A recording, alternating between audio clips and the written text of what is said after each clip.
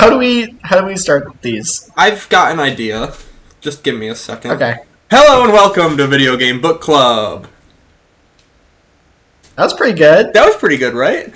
I don't know. I tried to add a little game show flair, a little sniff it or whiff it. Who's fire? Little what's the Origami King one? Shy Guys finish Finish. Very, very relatable.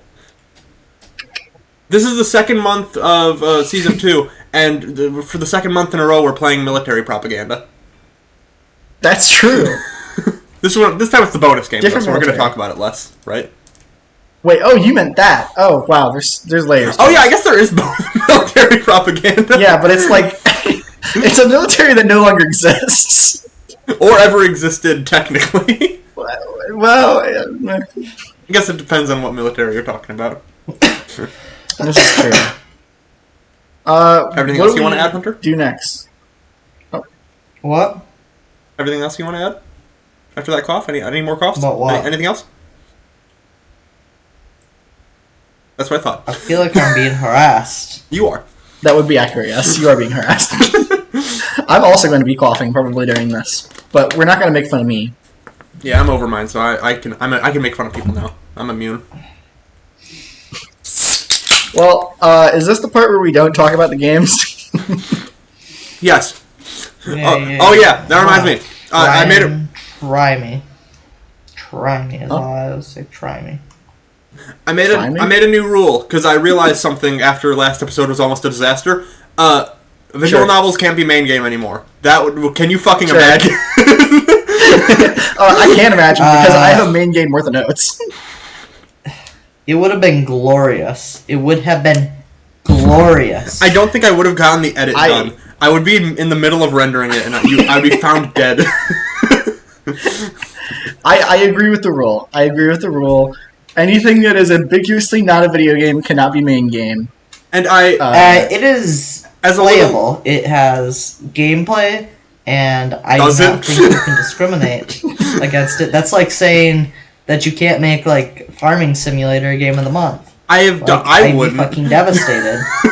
I also wouldn't. I think we should keep... Yeah, that sounds good. I've done a little outreach also. I don't know if you saw this, Hunter. But if you really want us to play a visual novel or something, I will also vote for it if you give me a good enough of a explanation. Yeah. Since I'm forcing in the rule that it can't be main game. If you really want it, you don't want two chances at it. Because let's be real, the fact that you did Aquarium for main game, I'm like, fuck. Alright, Aquarium bonus game. Like, that's kind of weird.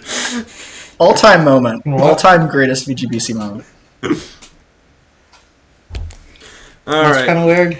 You lost me. Just you cheated. The whole situation last time with the bonus. There's no cheating involved. Okay? There's not enough rules for it to be cheating. Yeah.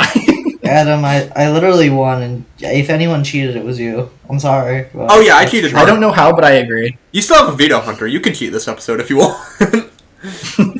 You might want to cheat with the thing I'm doing for my bonus game. You'd have to veto a bonus game to do it, though. Oh, by the way, don't worry. I'll put it in a solid 3,600 seconds. Not one more, not one less. Oh, that's an hour. Oh, I got it. You dumbass. I didn't get that until you said it was an hour. We were going. Wes, you have like a library near you, right?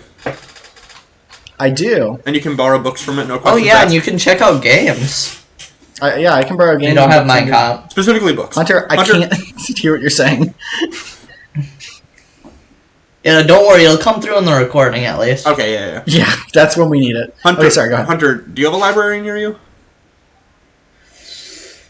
I mean, I do, but I'm gonna be real, that book selection's pretty ass, so I can either read some books that are, like, for Black History Month, or I can read something that's, like, screw lengths and, like, screw pitch diameters and shit that are for standards. Like, okay. I'm gonna be real, like, they have, like, every volume of math ever made and, like, some, like, history books. Like, I'm gonna be real. The selection of books isn't very enticing. Okay. I go in there and I look at these books and it's like, who fucking published this? Who buys it? Because who's read it? I have a lot of opinions on this library, but apparently not a lot of good books. So are you sure they don't have a lot of good books? Yeah. Sounds like you could write a book for them. They have rooms that you can get there that have TVs, and the TVs have VHS players. So actually, it's fucking lit. Anyways, where were we going? I don't know. How have you guys been since the last month? Everyone here has been sick during that period at some point. I have been incredibly busy, to be honest. But there was one good thing in my life in the past months, and it was Star Wars Jedi Survivor. Never heard of it. It's very good. What the fuck do you mean you never heard of it? That's not true. What's a Star Wars? Oh, what's Star Wars? Is that also military propaganda? Because otherwise I won't get it. Oh, well, is it though? I don't actually know. I feel like it kind of is. It's more like anti-Nazi propaganda than it is like pro-military. Oh, that's kind of relevant. That is kind of relevant. Just in general, I guess it is right there. I also want to throw out, if I get my way on the wheel, we will be doing military propaganda next month also. Let's go. But, I don't know, this game is really good. Do you actually know nothing about the Jedi games, or are you fucking around? I know nothing. On stream I was talking about, I made a joke like there's never been a single good Metroidvania or something like that, and Waka was like, counterpoint, Star Wars Jedi games, and I was like, fucking could have told me that was a JRPG, you could have fooled me. I didn't even know that was a Metroidvania. That's the weird thing. Like, they are marketed like Uncharted game looking. Like, this is like Uncharted with lightsaber combat, and in reality, it's like 1/3 Metroid, 1/3 Dark Souls, and then 1/3 Uncharted. It's really weird. Like, if you, I don't know, I've like unapologetically love like those like very expensive like first party PlayStation games that suck. Like your Last of Us's and your Uncharted's and your Spider-Man's and your That's that fucking word. Like, yeah, I mean, I love those like stupid expensive games that you can beat in 15 hours. But there's not a lot of them these days because they take so goddamn long and Sony doesn't make games anymore. So I'm running out. But if you like that kind of game and you also like combat that doesn't suck, play Fallen Order and then play Survivor because they scratch that itch 100%. They're super, super good. I started playing it like a week ago, I think, and I think I didn't ever play it for less than 3 hours at a time. It's so good. I don't know if I'd like it, but I'll give it a try at some point. Definitely put the first one there. They're like very connected. I don't know about this guy. Hunter, I can't understand You half the hear words the you words say. you're saying! You need to either talk louder or closer to your mic. It'll come through in the recording. Adam will know. You're doing it right now. We can't hear you. We can't hear you. Not my problem. Adam will know what I said. Yeah, later! We hear you start talking. In due time. Like, we all be quiet because we want to hear you, but then we just hear... on the wheel. In due time, you will get your fill. Okay. Well, Are you speaking in riddles now? What happened? Did we break This is what I'm used to. I just talk loud. In riddles, I say what I mean when I mean it. I think he does mean riddles. That is true. Okay, yeah, cool. If you like big, expensive AAA games, you should replay Spider-Man 2018 because it's better than Spider-Man 2 by a lot. I love that game. Did you play it this week, or are you just saying that in general? I'm just saying that in general. I played Spider-Man 2 in between last episode and this episode. It's the woke. That gave me some strong. Right? That radicalized me. It's the woke. Knew it. You know what Spider-Man thing happened in between this episode and last episode that I did like? Your Friendly Neighborhood Spider-Man! Out of nowhere, the new Spider-Man show was like the best Spider-Man thing ever! Who'da fucking guessed? What do you give me that look for? Well, listen. I can't speak on much of the show. I don't know the story and the characters, but that animation, I saw it on Twitter. That's one thing. Anything else? You got anything else? That's all I have, but... Nothing that one of the voice actors said? Oh, shit. Yeah, they said something about afraid of it being woke. Mm-hmm. Yeah. Therefore, I'm allowed to think it's bad, even if I haven't seen it. So, out of those two things, the woke thing actually probably makes the most sense. Because I think when he said it, he meant, like, the performative definition of woke. Or something like that. What the fuck does that mean? I don't know. Like doing it for show. Like, being progressive. Just... Yeah, like artificial. Like that Oscar movie that about Amelia, whatever it's called. Amelia Watson? Yeah, sure. Amelia Watson. Yeah. Which Spider-Man wasn't performative at all. So I guess he's technically right by some definition of the word. But then also, the animation, it grows on you. I know it sounds crazy, but it grows on you. By the end of episode 1, I loved the art style. I didn't just like it, I loved it. Loved it. And the show itself... Sounds like you are getting pandered. Didn't understand a word of that, Hunter. And then the show itself... I still can't hear what the hell you're saying. You need to enunciate. I enunciate. It is not my problem. It is a problem of hearing. It's not a problem of mine. We can't fucking... It's your mic or your voice. And my mic is fucking broken. There will be no voice. It is the microphone then? And there will be nothing you get to hear then. But you're talking loudly now and we hear you great. We will talk again next month. Okay. Okay, what were we talking about Spider-Man? So yeah, your friendly neighborhood Spider-Man. The story is basically... How much of the MCU have you guys seen? 4, 5, 6 movies. Okay, well it's MCU Spider-Man, but pre when he actually gets introduced, and it's not canon at all because it's completely different. But it's basically that. Okay. But I was gonna say that'd be really cool if it was canon and it was like real MCU Spider-Man lore. No, so in Civil War, the first introduction to Spider-Man is Tony Stark showing up and being like, "Hey, you're Spider-Man, right? I want you to join my team." It's like fucking cool. This is grooming. Actually, the first appearance of Spider-Man in the MCU is in Iron Man 2 as a young kid. But sorry, I'm doing a Hunter impression. Did it come through like that, or? It came through as... oh, perfect. I was doing a Hunter impression, yeah. Oh, okay. Okay. But basically, it's the first episode is completely separate, and then at the end of the first episode, something happens that is adjacent to that. It's not quite Tony Stark showing up to say hi to Spider. I didn't get that, Hunter. I'm not talking to you guys anymore. But you chime in so often, and we want to know what you're saying, but it doesn't. It just sounds. We got to move on from this, though. You guys anymore. We can't keep talking You're about mean. it. You're all mean. You're all mean. It's like MCU Spider-Man, but it's not MCU Spider-Man. Hunter, you have the stage. You can talk fully about whatever you want to. Talk loudly, clearly, enunciate. We're all ears. Enunciate? Yes. Why is it my turn to talk now?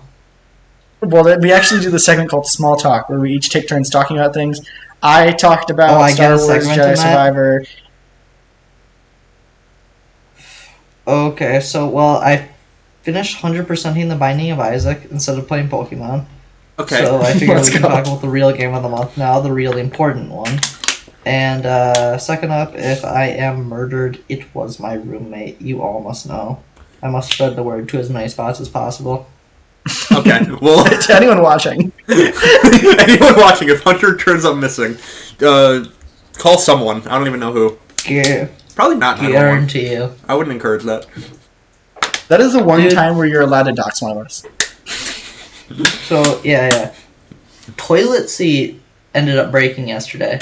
I came back from class, it's broken.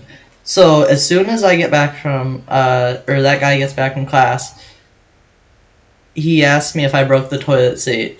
And then he's like, well, I thought you stood on it putting the shower curtain up, and I thought you fell down and got mad. Where the fuck did any of this come from? The projection. The fucking projection. So the toilet seat did. The toilet seat magically broke, and no one knows who did it, is what you're saying. I know. And also, there's an entire alternate history of how it happened. What the fuck do you mean you think I fell down and got mad? You were here when I did that. You fucking hear me fall down? No, you did not. So do you have any plans to replace the toilet seat, or? I'll just fucking replace it so they don't bill like $50 to replace it. Whatever. The dude's a fucking ditz.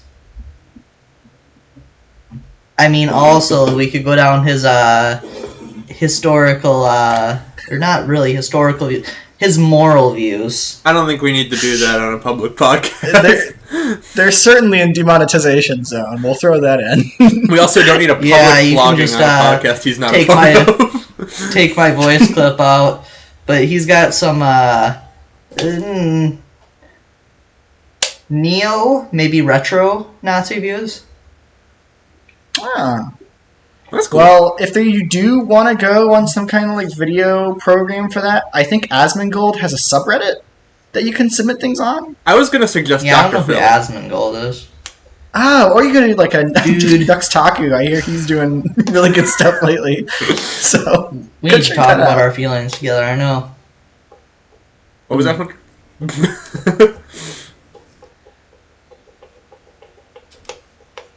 So Pokemon Legends Arceus. Okay, Hunter's not gonna repeat what he said. Whatever.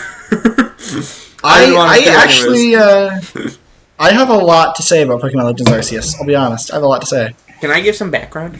I got some background. Please. Alright, so That's how we do Pokemon. it. I feel like Pokemon very recently has been getting compared to every other game on the planet, which you would think happened when it became a console game. No. They did this on the 3DS too, which, now that it's on the Switch, I get it, okay? Pokemon should be a higher standard. It should be at least as good as, like, fucking Xenoblade. It's the highest grossing media franchise on the planet.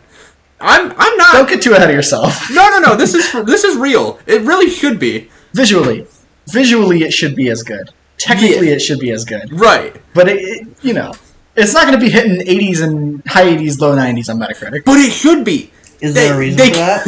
Is it because you just hate it? Because I don't think there's no fair reason to hate the game. It should be better. All I'm saying is they shit out games for Pokemon, and they make, like, 1 million times their budget. Okay, why don't they put $300 million into a fucking Pokemon game? Yeah. They could, and it would make its money back, even if it's dog shit. But, like, Pokemon has always been... Well, yeah, but that's just the point. It would make its money back even if it's dog shit. So why would they pump money into it? All they just need to do is put out dog shit and they make it $1 billion. Because it looks really bad on them. It looks really bad. Yeah, but it bad. doesn't matter how many times they do it. If these people that think it looks really bad, at the end of the day, they'll just buy it anyway. So who the fuck cares? You are right. You are exactly right. But I think Nintendo got Warner mad Bros. at them. Is hiring. They just fired a bunch of people, so I bet they're looking for openings. If you're looking for a job, Hunter. So, basically, what I think happened is Nintendo got mad at them after the backlash of Sword and Shield. So what they did, if you don't remember the backlash of Sword and Shield, they were saying that they wanted to make better animations for the Pokemon at some point. I don't think they said for Sword and Shield. They said at some point. So they cut half of the Pokemon. Wow. And people did not like that at all. Even though I think cutting a lot of Pokemon is probably the best thing you could do. Because, holy shit, 800 new animations every single game. 800 new Pokemon models in animations every single game. Fucking crazy. But they don't do that. They don't do that. But they got yelled at for... So, this whole drama started in, like, Gen 7, Sun and Moon, where they were told to... So, the backlash then was that they were still reusing animations. So, they tried to cut half of the Pokemon to make new animations, and there was backlash for that. You're told to make the game good for once. What? We can't understand you. Whatever. So, anyways, you'd think with all this backlash, they would try to improve something, but no. So, after Sword and Shield, they made Brilliant Diamond Shining Pearl. They didn't actually make that. That was a different studio. But that was like their filler game, and it was considered one of the worst Pokemon games ever made. Sold 15 million units, by the way. So... Fucking crazy. So, okay, now Legends Arceus. Considered one of the best Pokemon games ever made. Just want to throw that out there. Sold 14 million units. So less than Brilliant Diamond and Shining Pearl. And then... Rough. So, want to point out, Brilliant Diamond Shining Pearl was November 2021. Legends Arceus was January 2022. So 2 months later. Great. Well, also worst time to release a game, too. And then, November 2022, Scarlet and Violet. Considered one of the worst Pokemon games ever made. 25 million units. I can't believe that. Every time I hear that, it blows my fucking mind. So is that like third best selling on the Switch or something ridiculous? I think it's close. Up there, definitely fastest selling game on the Switch.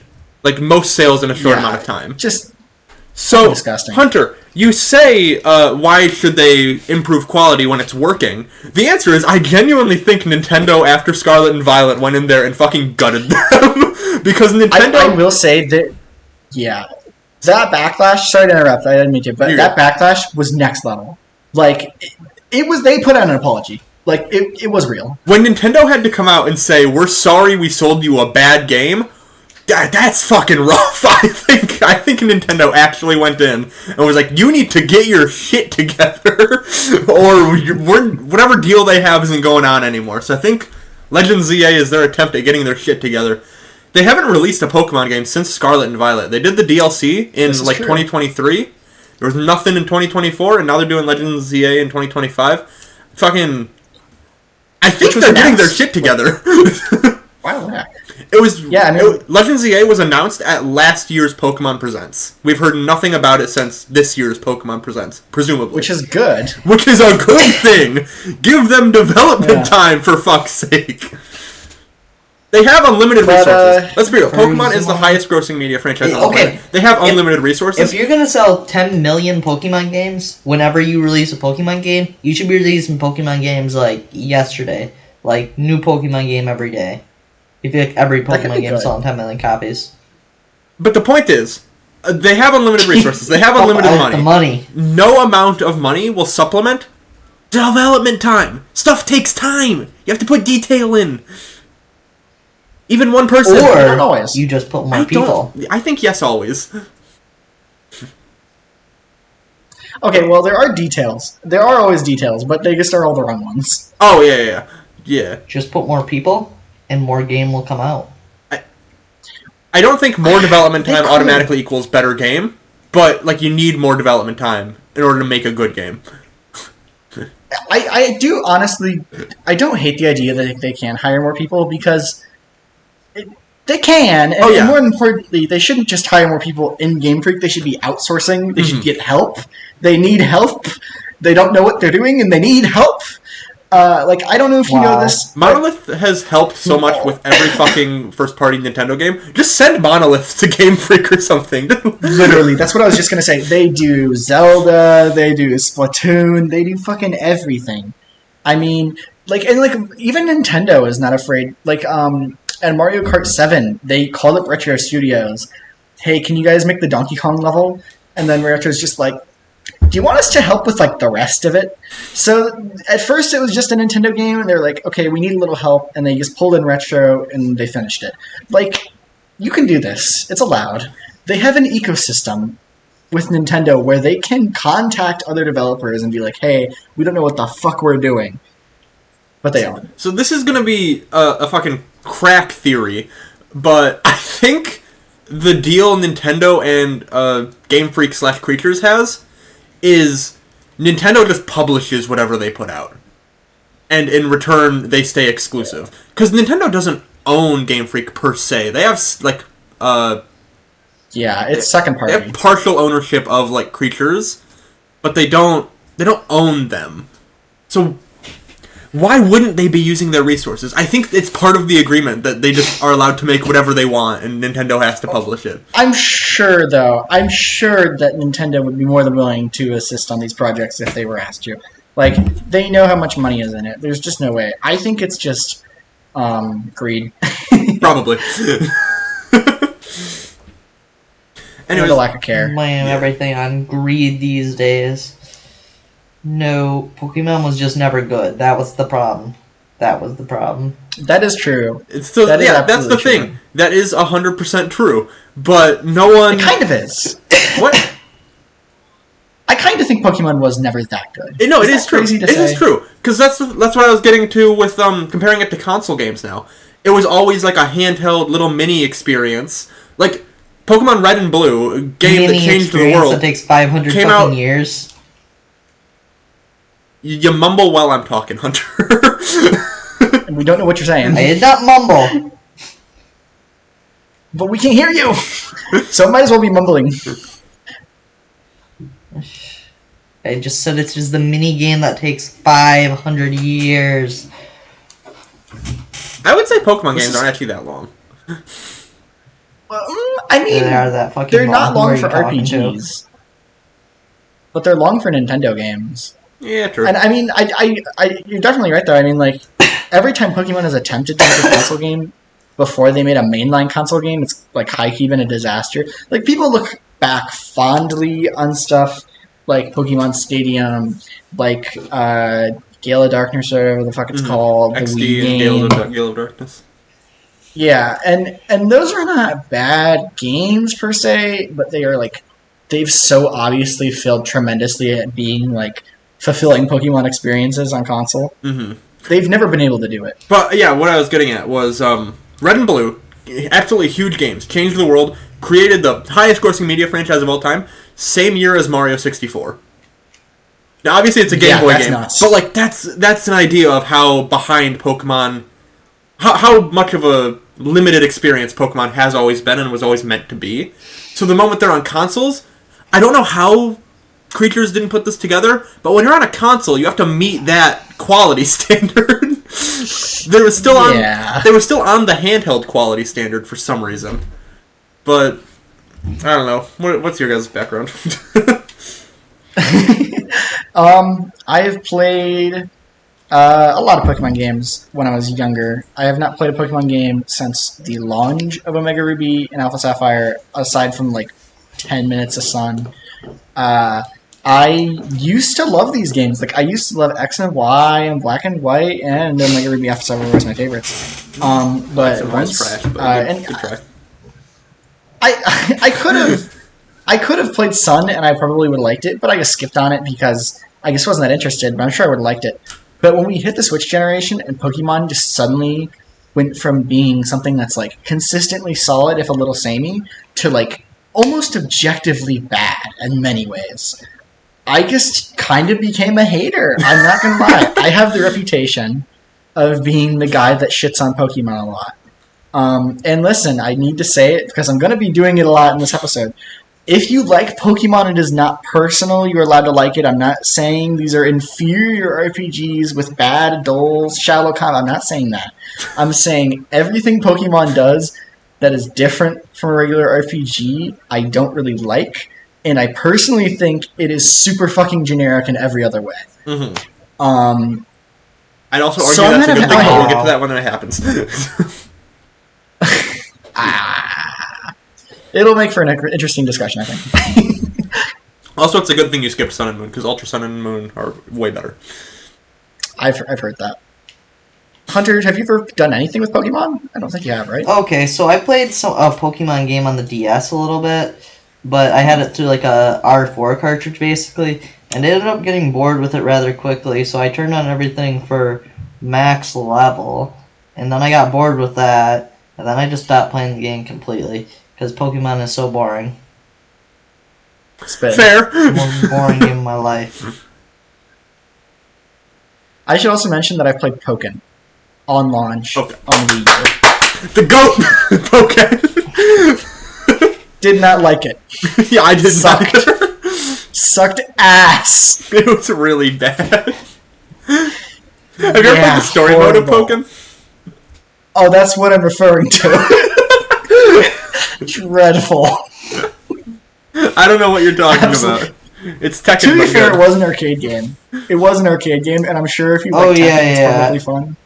It's fun with friends. And then I watched the original Pokemon series, and I've seen some of the later stuff. You've seen some stuff.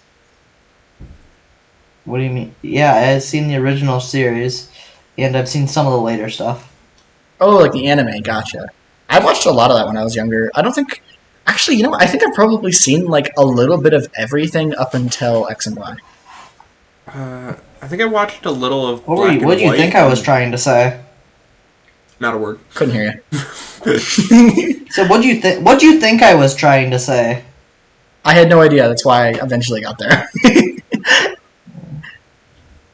I watched a little bit of Black and White and a little bit of Sun and Moon, but I've never watched much of the anime.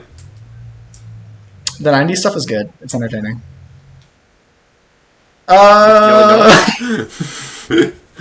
True. I should also mention, I love the Pokepark games. I forgot to mention that. They're actually really good. Pokepark? Which ones are those? They're on the Wii. Pokepark 1 and Pokepark 2. I like those games. They're very cozy. Never played them. Not Must be someone dog who shit. likes cozy games. No. Oh yeah, I forgot. There's also Pokemon Mystery Dungeon. Oh yeah, I played those. I played the Gates to Infinity, and I loved it. I've heard and I tried to play another one, and it was shit. Everyone's being lit up at the same time. What were you saying? I was just saying I played the Gates to Infinity on 3DS, and I loved it when I was a kid. And I tried to play, I think, the DS one, which is Power Rangers Blue. Red, I don't know. Red Rescue Rangers. Or no, Blue Rescue Rangers. Yeah, I'm sure it's good, but as a kid I thought it sucked. So I've heard the best one is Explorers of the Sky, and I've been meaning to play it, but every time I start playing it, I just lose interest. They're very simple games. Wow. They are. I just lose interest, man. I don't know. But I've heard they're like amazing. I do think I could enjoy those more than regular Pokemon as an adult. I think We might play Explorers of the Sky in the show at some point. maybe that's possible. Hunter will kill himself, but we won't be able to hear him, so it doesn't matter. So the story of this game, you start off by getting abducted by God. That's just a fact. You get abducted by God. Presumably. I don't know that we played the same game. No, I what think the that's fuck what are happened. you talking about? I'm pretty sure that's what happened. To be fair, he doesn't know what God is in Pokemon, I don't think. So. Well, you're presumably playing as the child or another child from Brilliant Diamond and Shining Pearl. You're either the same child or a different child. What's up, Hunter? I never play those games. What's up, Hunter? Are you playing as Jesus Christ? Yes. Yeah, kind of. That's correct. Yes. Yeah, God, you were in bed. I don't know. Something about false idols. Not a word. Hunter, please. Like, this is kind of dysfunctional. It's a little dysfunctional. I don't know what's different today than usual, Hunter. I don't know if you're far away from whatever microphone you're using. I don't know if you turned off noise suppression or something, but there's something different today that is making it really, really, really, really bad. My end is now. So you're laying in bed, presumably, because you're wearing pajamas, and God fucking yoinks you, gives you his phone, or upgrades your phone, gives you a new phone I'm case. in my chair. And then throws you back in time. Yes. No, I'm in my chair. I don't know what you're talking about. I'm not laying down. That's not why you can't hear me. We're talking about the game, bro. We're talking about the game Pokémon Legends Arceus. I don't know. You're just not on my level. Yeah, okay. So you don't know why God sent you back in time, Deep breaths. but you're just asleep on a beach, and it's like Kirby. It's like the beginning of Kirby and the Forgotten Land, where he's asleep on the beach. It is like that. And he's like, oh, well, I guess I need to find someplace to stay, because I'm in the past now. And the past is really cool. It has wooden Pokeballs. I love the aesthetic of the past. I also like I that... do too. I'm going to talk a little bit about the art style quickly. This is going to get controversial. I kind of like the way the game looks. I think, obviously, resolution-wise and stuff, it's objectively bad. But, like, if you look at the skyboxes and stuff, it looks like a watercolor painting, and it looks really cool. I think it could look good if it was... I do like... it could look good if it was handled better. I'll say that. I can agree that the art style itself is not problematic. I like the cloudy kind of past... Like, you know what I'm talking about? Yeah. They have these, like, really wispy kind of animations, and I dig that. And when it looks good... When it's at its best, it can look good. But... I have to go on a little tangent here because it would be a shame if I didn't. The resolution is actually fine. That's the weird part. The resolution is like close to 1080p, if not. Is there sound? What? Oh, you held your finger up. I thought people were yelling in the other room. No. I was gonna. I was gonna say. Yeah. Like you said, when it's at its best, it looks fine. When it's at its worst, did you ever try to catch a Pokemon? You throw a Pokeball and it lands on top of water. Do you know what that looks like? Oh, it looks like shit. I mean, like so that's what I'm getting. Like the resolution, total. the output resolution of the game that it renders at is fine. It's like 900p or 1080p. I think it's 720 docked. Like it looks fine. And that's actually idiotic. Okay, because they have chosen to prioritize maximizing. The frame rate's not even that bad too. I mean, it'd be nice if this game was 60 FPS for how it looks, but 30 is functional, and honestly, the frame rate drops are not that bad. That's the crazy part. I went in thinking the frame rate was going to be bad. It hitches sometimes, but like the regular frame rate, not really a problem. The fucking lack of anti-aliasing is so bad. Everything is a fucking rectangle. I mean, Jesus Christ. The last time I played a game without anti-aliasing, it was Persona 5 Strikers on Switch, and it looked so bad. Like, everyone in the reviews, read the reviews, they all bring it up. It's like crazy that Japanese developers do this shit. Western devs would never. They'd make everything look smeary with AI and shit. Okay? But beyond that, because, like, as egregious, and I mean, really, that's really bad. As bad as that is, the LODs in this game are fucking nuts. I mean, I thought the worst and most aggressive LODs I'd ever seen are in Sonic Frontiers. We'll get to the comparisons. But I thought those were the worst. Holy shit, dude. I mean, there are times where you can see like LODs changing rapidly because of like minute movements in the camera. You can see in like the opening beach area, walking forward, there is like grass that spawns within like when you're on top of it. It's like at some point, the point of poppin' is to make things look better the closer you are to them. It is more distracting that you're making grass appear at my feet than if you hadn't put it there at all. Have you ever looked at a flying Pokemon really far away, moving at 3 frames per second? The animation rate. This is a thing in like FromSoft games, and it's acceptable there because they're like good looking, ish, and they're still shit. And they're they still run that. They're huge usually. Exactly, and they're high poly. Oh my god! But easily the most unacceptable technical element of this game, and it is not close. I mean, there's the underwater pixelation and shit. The artifacting in dark areas, particularly in caves, is fucking mind-blowing. I have never in my life seen a graphical bug this consistent and this unprofessional looking. They just went into Photoshop, clicked on the stroke option, and added a white outline to every bottle. They did the fill bucket tool in MS Paint, and they just didn't turn up the sensitivity on every fucking sprite. It's so bad. I didn't know that was going to be the game. When I saw it for the first time, my jaw dropped. I'm not joking. I seriously couldn't fucking believe what I was looking at. And there's one other thing I have to mention, because it'd be a real shame if I didn't. I think it was a freak accident. But within the first hour of me playing the game, it crashed and lost my save file. Oh, no! I think it was a freak accident, but it was a really bad first impression. I've never had the game crash on me. Did you play on a modded Switch? I'm not saying it's like 100% that. I did, but I wasn't. There's nothing that could have caused it. It was just a freak accident. I don't even know.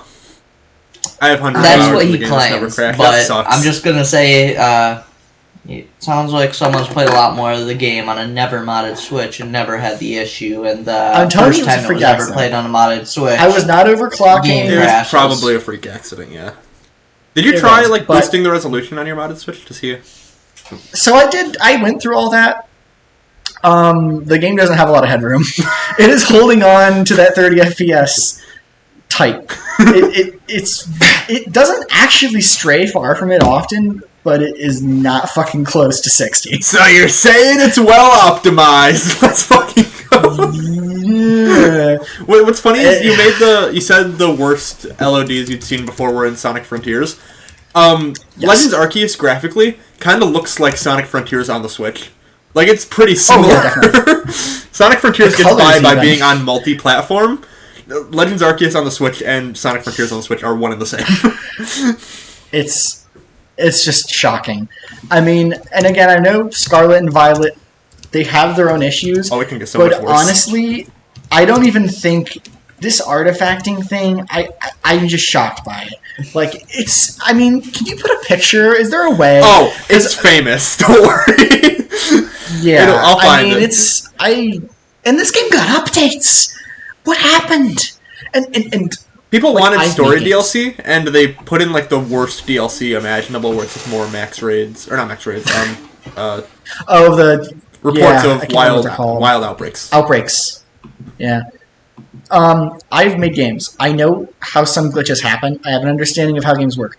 There are so many little graphical bugs in this game. Like oh my god, the lighting. When you're in a cave that's not a separate area, like a little alcove, the lighting always like doesn't look different when you're in the cave than outside, and it just looks so fucking bad. Like, I want to throw out there, Legends Arceus looks good compared to Scarlet and Violet. We have to do that next. I know. I promise you this. If we do Scarlet and Violet, my members video will be a fucking tantrum about the games. It will be like a Digital Foundry breakdown. I'll do frame rate tests. I'll just fucking stop it. I want to point Okay. out, I said Damn, the director we of... have a bully here. I want to point out the director of Ultra Sun and Ultra Moon and Legends Arceus is the GOAT. Love Kazuma so wow. Didn't direct Scarlet and Violet. Not involved. Love that guy. He actually probably did do some work for Scarlet and Violet, but didn't cause it. Name's not on the box. They should do like a Hideo Kojima thing for a Pokemon game. You know? So we know how good it's going to be. What's funny is some people think he makes the bad games. That's not even like a universally agreed on thing. Some people are like, oh, Ultra Sun and Ultra I don't Moon even know those sucked people, and man. Legends Arceus sucked. I've got coworkers that, like this old 60-year-old guy that I work with brings a Switch to work every day and only plays Scarlet and Violet on it. He says it's one of the best games he's ever Crazy. fucking played. I can't. The Pokemon fan... So, Hunter, you were saying they don't need to make higher quality games. What's funny is I feel like general audiences don't even see higher quality versus lower quality. They look at like God of War Ragnarok Yeah. and Scarlet and Violet, which released within like a week of each other, and they're like, this is the same thing. Who cares? One is a game, the other is a game. I have had in the past week someone tell me that the human eye can't see the difference between 30 and 60 FPS. Like, Some we are can't. in Some an can't, era... but yes. Not fucking true. If some people can't tell the difference, the human eye can see it. Oh, yeah. Unless you're fucking blind. Everyone can see it. Yeah, that's what you mean, yeah. Yes. Everyone can You see wanna it. keep crying about this. If people would not say you cannot see it if it was not true. People wouldn't keep saying it if it was Yeah. not true. I heard it in more than one YouTube video, and I'm just gonna say, I trust my sources, bro. I trust my sources. I think you're right. I am so tired of seeing people on Twitter and on Reddit say that Digital Foundry is everything that's wrong with the games industry because they obsess over graphics over games. You have never watched an episode of Digital Foundry. They are only about, and I swear they say every time, every goddamn video, if you like this game, the technical performance needs some work, but the game's great. Like, they even say Scarlet and Violet's not a horrible game. It's not. It's probably one of the best Pokemon games, just Yeah. gameplay-wise. They'll tell you that. The issue They'll is tell you that. the issue with Scarlet and Violet is you play it for an hour and you look at your playtime and it's 30 minutes because the frame rate was moving at half. Yes. Digital Foundry is doing a goddamn service to this earth, and I just need to go on a little tangent. They are educating. Watch a fucking video, read a book, dude. Watching Digital Foundry is the read a book for technical video game knowledge. If you don't know the difference between 30 and 60, if you think Pokemon is fine, educate yourself. You can have better. Okay. Tears of the Kingdom is fucking awesome. It doesn't run as well as Legends Arceus frame rate wise. It is technically wonderful. There's a difference. I do not hear you cry like this about Metal Gear Solid 5 on the Xbox 360 and PS3. I only It's hear you technically cry fantastic. about shitty Nintendo games. I only hear It runs poorly. It's because Nintendo games are dog shit made for babies, okay? Okay, get it together. That's true. That is the most cope I've ever heard. It's technically fantastic. It just runs terribly. I've never heard more cope in my life. It is pushing the limits. I actually get what you mean and by it that. runs like shit. I've played Tears of the Kingdom. I'm sorry. So you it's can stop technically coping. a masterpiece, but it does not run You great. may. Yeah, which is reality. It just can't run that great on the Switch. There's a limit to these things. Pokemon Legends Arceus is 5 generations from the limit. Pushing that limit. Really pushing the envelope. It would be pushing a GameCube limit potentially. Yeah. Anyways, we got to move on from the technical thing. I had my rant. Ultimately, I'll be honest, I just kind of get over it. I stopped noticing the issues, and I started to, dare I say, like the game. Oh yeah, you kind of lock in the more Pokemon you start catching. Once you really get into it. This is true. Once you really get into it, you get like in one specific fucking open zone. And you really enjoy just sneaking around catching Pokemon. But yeah, I mean, I was to say like the presentation can be really nice. I wrote here my notes. Okay, first of all, I have to say the silent dialogue and laugh of exaggerated. Or no, okay, I couldn't say that right. The way that everyone talks so often and like about serious topics, but the protagonist's face is always either. It's weird. Yeah. Like it's uncomfortable. It's like I prefer Tears of the Kingdom where Link is always just like. The whole time. Mm-hmm. The range of emotions on the faces is really limited, but really extreme in this game. It's just really strange to me. I really like when you get kicked out of the Galaxy place and it's like... Yeah. It's great. I mean... It's one of those things where I kind of like it for that also. I love the presentation of this game, where it's so dog shit. It makes me feel like I'm playing a kid's game. Yes! That's funny! Funny kids game, jingling keys. I don't know. Fun detail about starting this game, by the way. I use the username Monafied. I usually use Mona as my inside game or my in-game name if it doesn't fit Monafied. I tried putting Mona and it said I couldn't. Why'd you try to say a slur while playing a Pokemon game? I really thought about this. What swear did it think Mona was? I'm thinking... Moan? No, because it's 100%. Why wouldn't Mona think forbidden so? word in character Mona? creation Monster Hunter World. The closest I got was Ona could be short for a word that is inappropriate, but it's a stretch. Mona is a swear word in Italian. No, that can't be it. There's no way. Mona is How? an Italian word. Hang on, let me... Yeah, Mona. Here again, Madonna. I got the AI thing, so I'm going to get the actual definition. Okay. In Italy, Mona is an insult. Tell us what it means. There's no translation, but it's like fucking idiot. It's like Cockmaster. What? Yeah. So yeah, Mona is a swear word, apparently. So sorry about that. It was just weird. It was weird. I thought it was worth mentioning because I've never had that happen to me in a game before. I made my username random user, which is now irrelevant. So fucking Rifter 1 supremacy. Let's fucking go.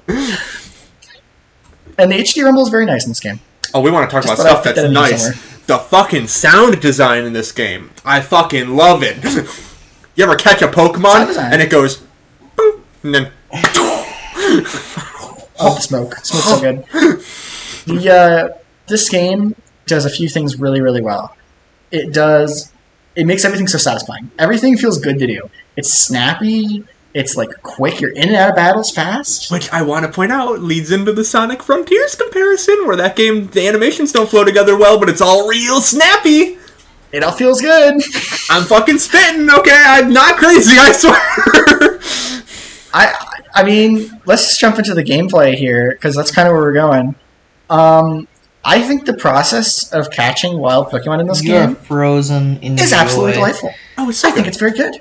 So when it's very, very fun. You throw some food to make the Pokemon look that away, and then you sneak up behind him and you throw it. I never did that. Oh, really? Well, have you ever? I never did that. Did you ever get my entire playthrough? Did you ever get a back strike while catching a Pokemon? Oh, constantly. Yeah, well, but I flew up and then I landed behind them, and then before they could turn around, I went. So for some alpha Pokemon, I would not even get into a fight with them. I would make them look the other way by throwing food over there, sneak over, and then get like a leaden ball and sneak up behind them. And heavy ball. Yeah, heavy ball, and you throw it at their back, and it goes there's like a big explosion, and it goes, and he catches them. It's so fucking good. And then in the bottom right, it's so good. And then all the item sound effects too. All the item sound effects, and you get like a 10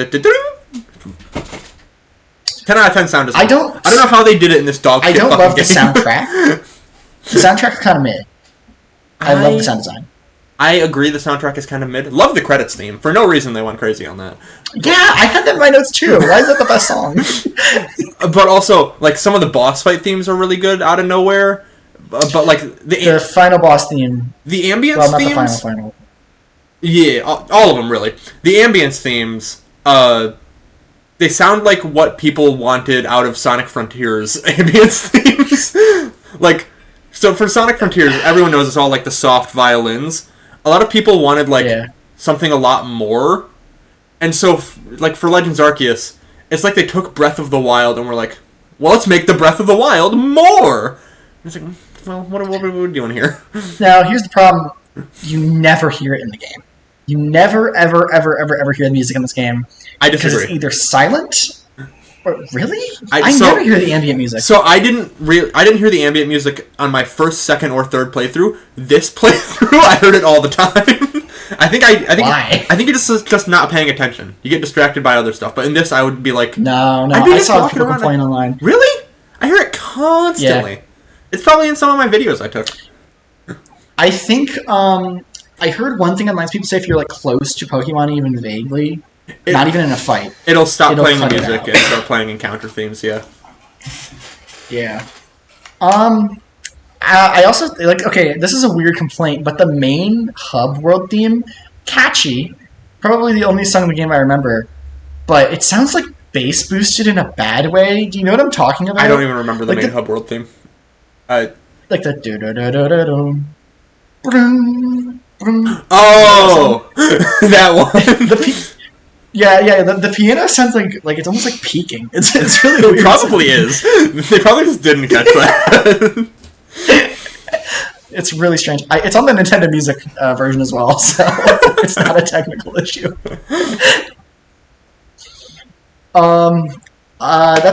That's. I mean, I don't know. I really can't exaggerate enough.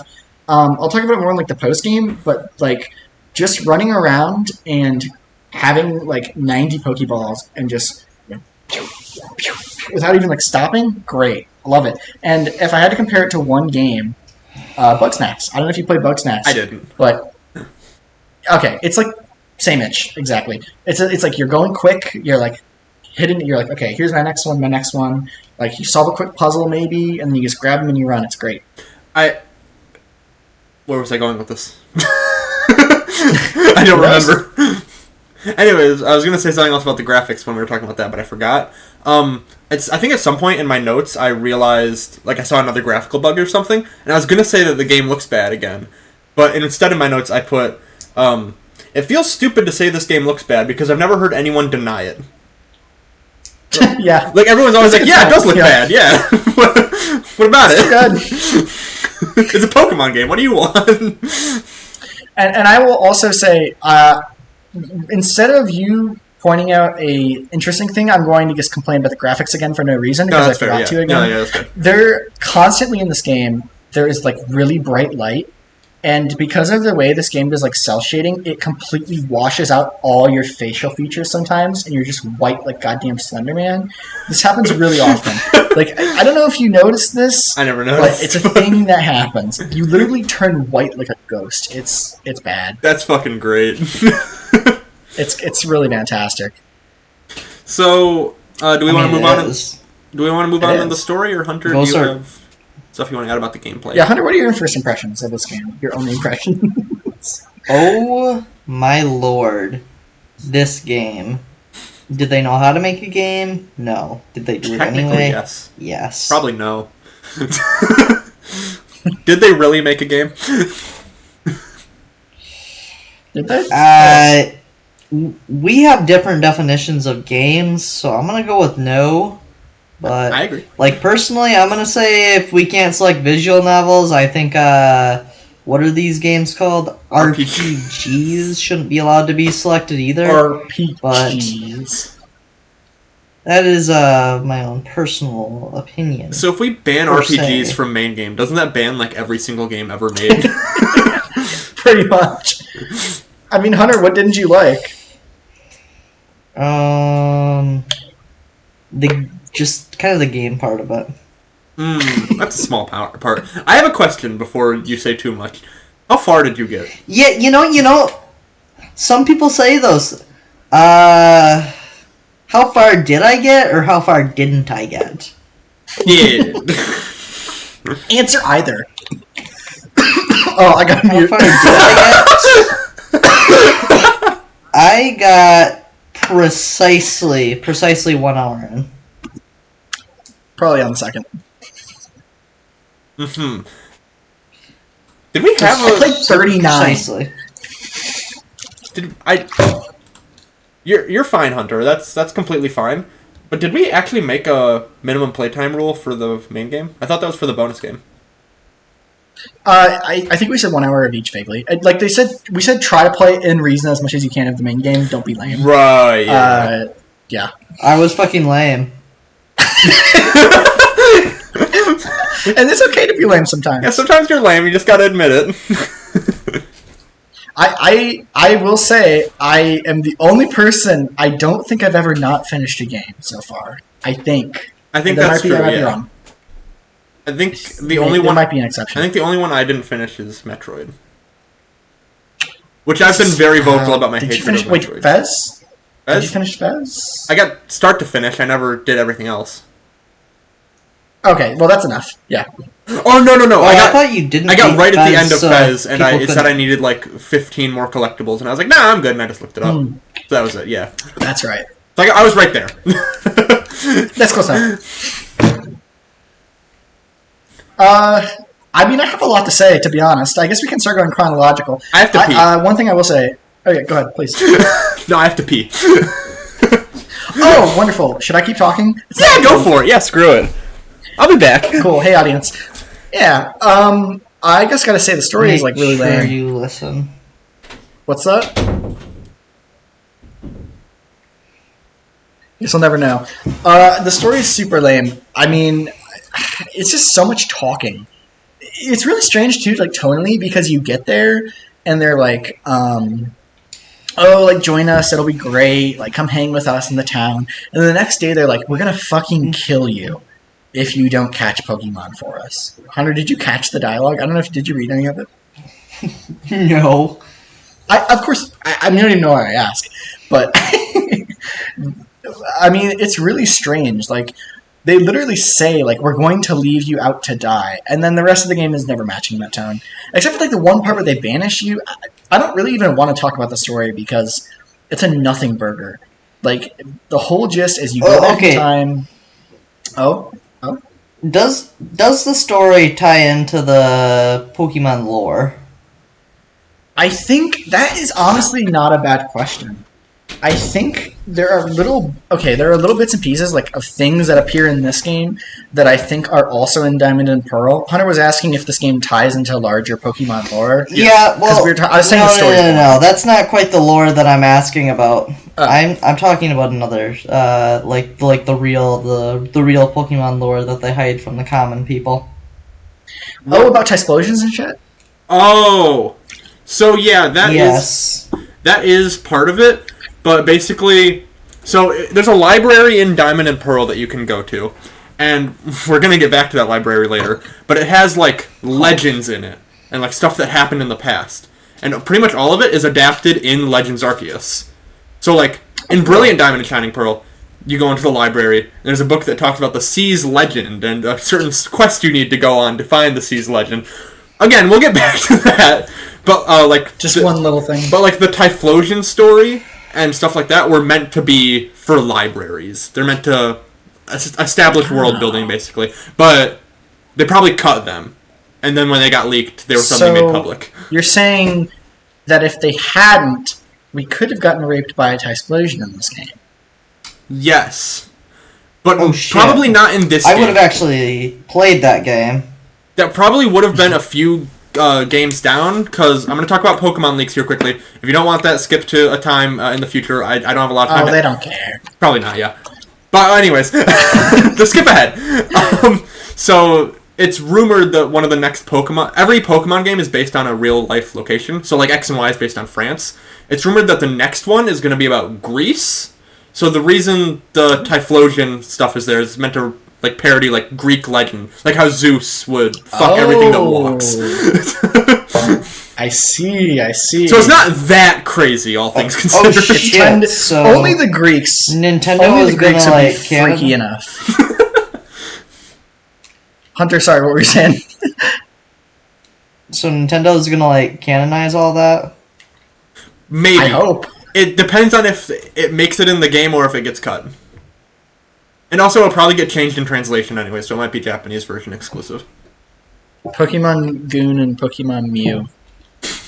Wait, Mew is kind of real though. Mew is a real Pokemon, yeah.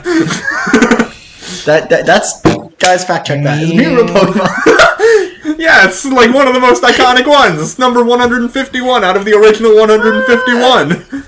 I don't know about that. I don't think that's true. What? Anyways, it was the entire subject of the first movie. Mewtwo and Mew. Mew gave birth to Mewtwo? What? You don't remember that?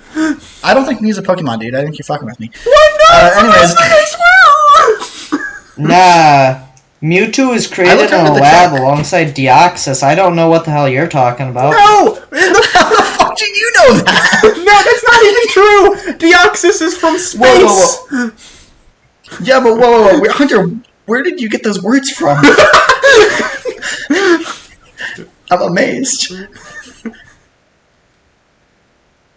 Was he possessed? I'm like a Pokemon expert. I don't know what the... I didn't even know you knew what a Deoxys is.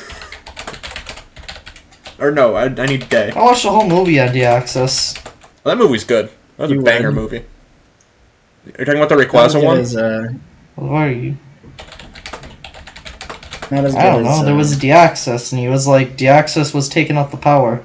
According to one of the diaries in the Cinnabar Island Pokemon Mansion in Pokemon Red and Blue and Yellow, February 6th was the day Mew gave birth to Mewtwo. I don't think that's really true. I don't believe you. It's probably ChatGPT. Lab creation. Yeah, that's ChatGPT. That's not true. Adam hasn't played a Pokemon game. That's what the elites want you to believe. Yeah, sorry, I've only played literally all of them, and I'm probably the only actually Pokemon fan here. This dude hasn't even played Pokken Deluxe or whatever the fuck it's called. Oh hell no! Wait, has he played? What is it called? Pokken DX? Pokken Plus? Pokken Live? If you ever go to GameStop in 2019, motherfucker! Oh shit! It is DX. It is DX, yeah. Does that still have the shitty story mode on it? Yeah. How many people bought that game? Jesus Christ. I think me. It was a game trial. Is there a Nintendo game that you haven't bought? Or no, it wouldn't still be. Never mind. What was that, Hunter? I didn't buy it. I'm the guy who buys every Nintendo game, and I didn't buy it, so... You gotta hop on the Switch 2 port of Pokken DX. Hunter, what was that? Is there a Pokemon, or not a Pokemon, but there's a Nintendo game that you have not bought? He's talking to you. Me? Yeah. Is there a yes. Is there a Nintendo game I haven't bought? Has he bought Wii Fit Plus? Yeah. I haven't bought most of them. We just keep getting very lucky. Wii? What the fuck is Wii? We keep bringing it up. We keep bringing up the ones I have bought. Like, I don't own a single Xenoblade game. What do you want from me? Well, that doesn't count. Those games are weep shit. Oh, true. Yeah, those are... for the weebs. Those aren't real games. Those are for fucking losers that don't know what real anime is. Try watching some Dragon Ball if you want good anime. I fucking love shonen. I can't do that bit. I'm sorry. I can't do that bit. Someone's gonna take that clip of me saying that, and I fucking hate shonen. I burn it all. Anyways, you don't like what were Sonic? you talking about? What the fuck is shonen? Sonic is barely shonen. That shit's just like people on Twitter. They know what they're talking about. Yeah. Oh, by the way, I just want to add an update quickly. I think a few weeks ago I said my entire Twitter was Sonado art. Now my entire Twitter is Dragon Ball clips. I don't know what happened. Nothing changed. Let's go. Yeah, algorithms are weird. If you don't tend to them, they just start doing fucking shit. Like, you don't even have to look at anything. It'll just be like, today is the day to radicalize.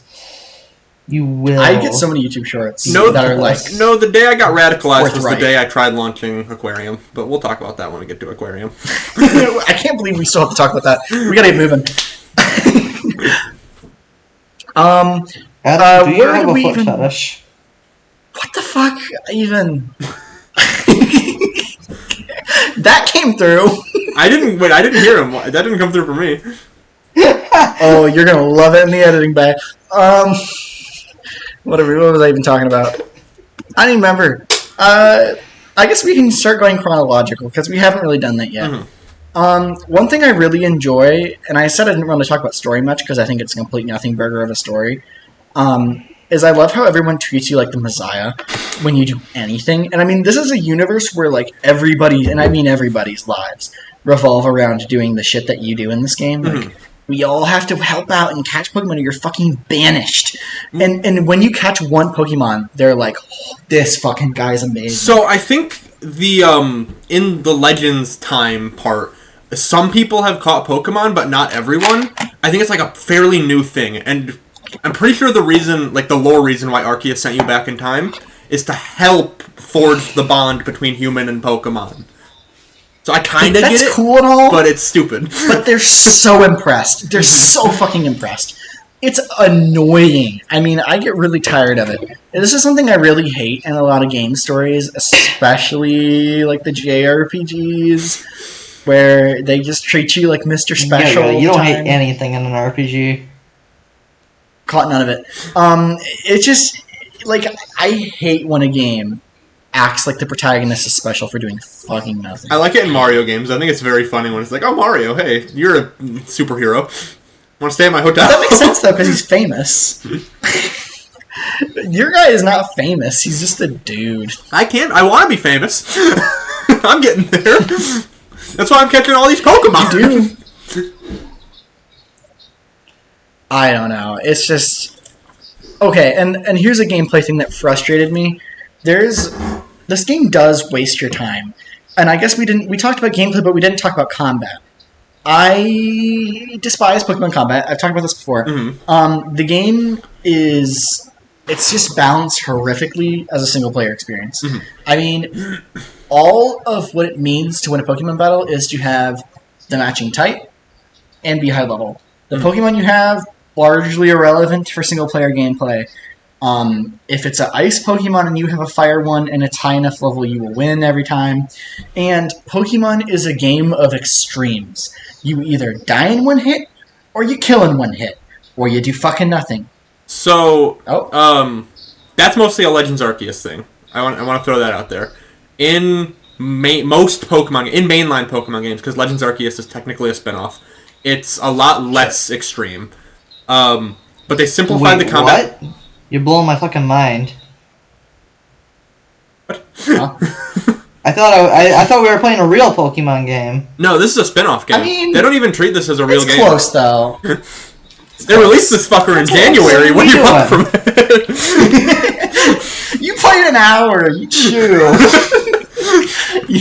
you can't complain too much. But yeah, I can complain as much as I want. They simplified the hell out of the... I'm just quickly going to defend normal Pokemon combat. The reason people like Nuzlocke so much is because a lot of people think the challenge of Nuzlocke is you can only catch one Pokemon per area. The real challenge is when there's a level cap, when you can't go above the level of the highest level of whatever opponent you're fighting, that's when it gets difficult. Because then you need specific Pokemon for each specific thing, and it can get challenging. That's cool. I can dig that. No, can you not a real thing in the game. Yourself in a Nuzlocke then? What's that? Can you soft lock yourself in a Nuzlocke if you can only have Pokemon at certain levels at certain times? Yeah. Yes. I mean, well, in a Nuzlocke you can, but it's not official. So it's not. Okay, this sounds like shit. Well, that's why you have to play around it. Nuzlocks are great. Yeah. It sounds incredibly unfun. Yeah. But Legends Arceus, so they simplified it way more by letting you see whose turn is next and letting you change who gets a turn next by doing either strong style or agile style moves.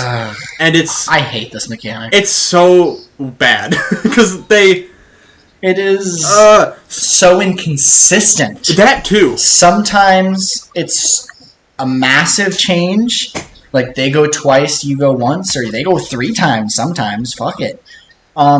And it's unpredictable. It's inconsistent in the way that it doesn't always do the same thing. It's also inconsistent in the way that you don't know when your opponent... It's hard to strategize because your opponent can also do it, right?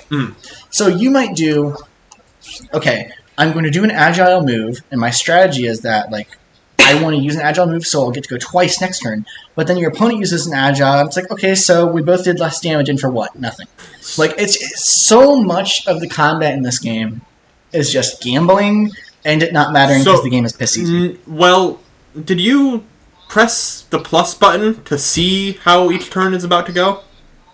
Sure. It doesn't matter, though, because they can do their own agile, aggressive things that throw that off.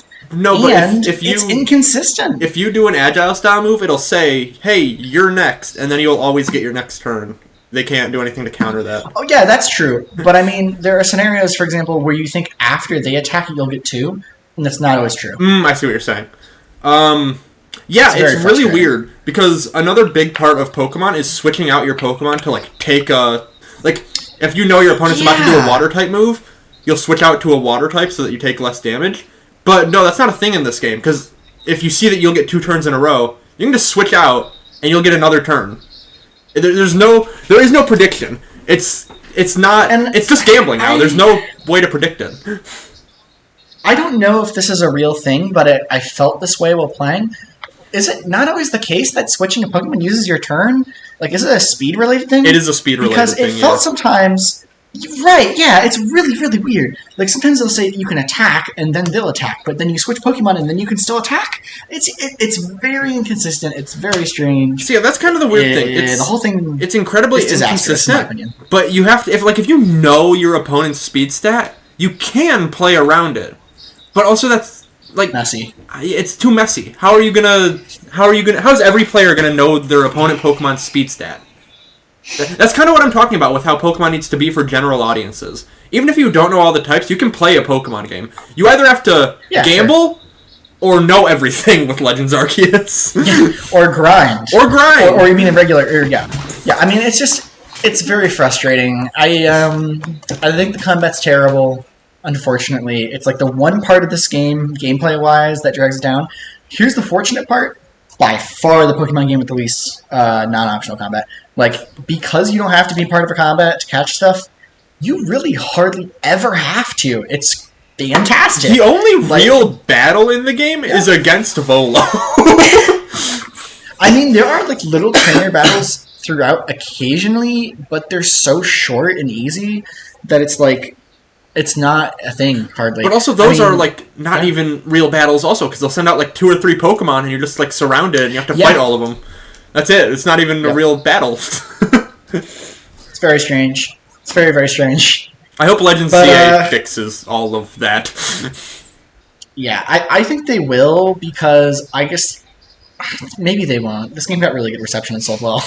It's very actually, it sold, like, the worst out of all of the Switch Pokemon games. It sold very well for video games, so... But does Game Freak look at that? Or are they like, oh, this one underperformed to hell? There ain't no Let's Go 2. That's true. I would kill for a Let's Go 2. I fucking would not. I love Let's Go. Somebody do we need to do Let's Go next episode? Don't make me play it. I don't want to play it. It looks like shit. It does look like shit, but it's so fun. The catching, it's like Pokemon Go. Don't use this gay-ass controller. Anyways. Whoa! You can't say that! I can call the controller a slur if I want to, buddy. Like, that Pokemon ball can suck my balls, alright? It looks stupid. God. Yeah, I saw You're gonna get this video taken down. Hitler. There, now we got it. He'll forget Okay, so now we can talk about what I wanted to talk about earlier. What do you want to talk? Oh wait, yeah. no.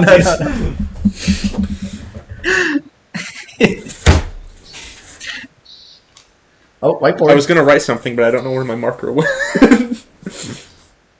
It's meant to be. Well, fine.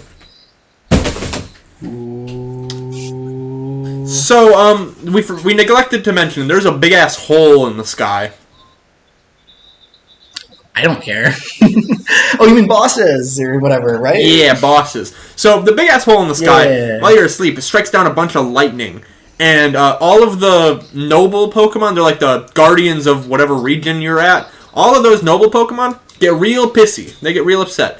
And it's not great, because you should probably have like some sort of interaction with them before the boss fight. But no, they're just kind of relegated to their own little areas. And then you go there and you fight them.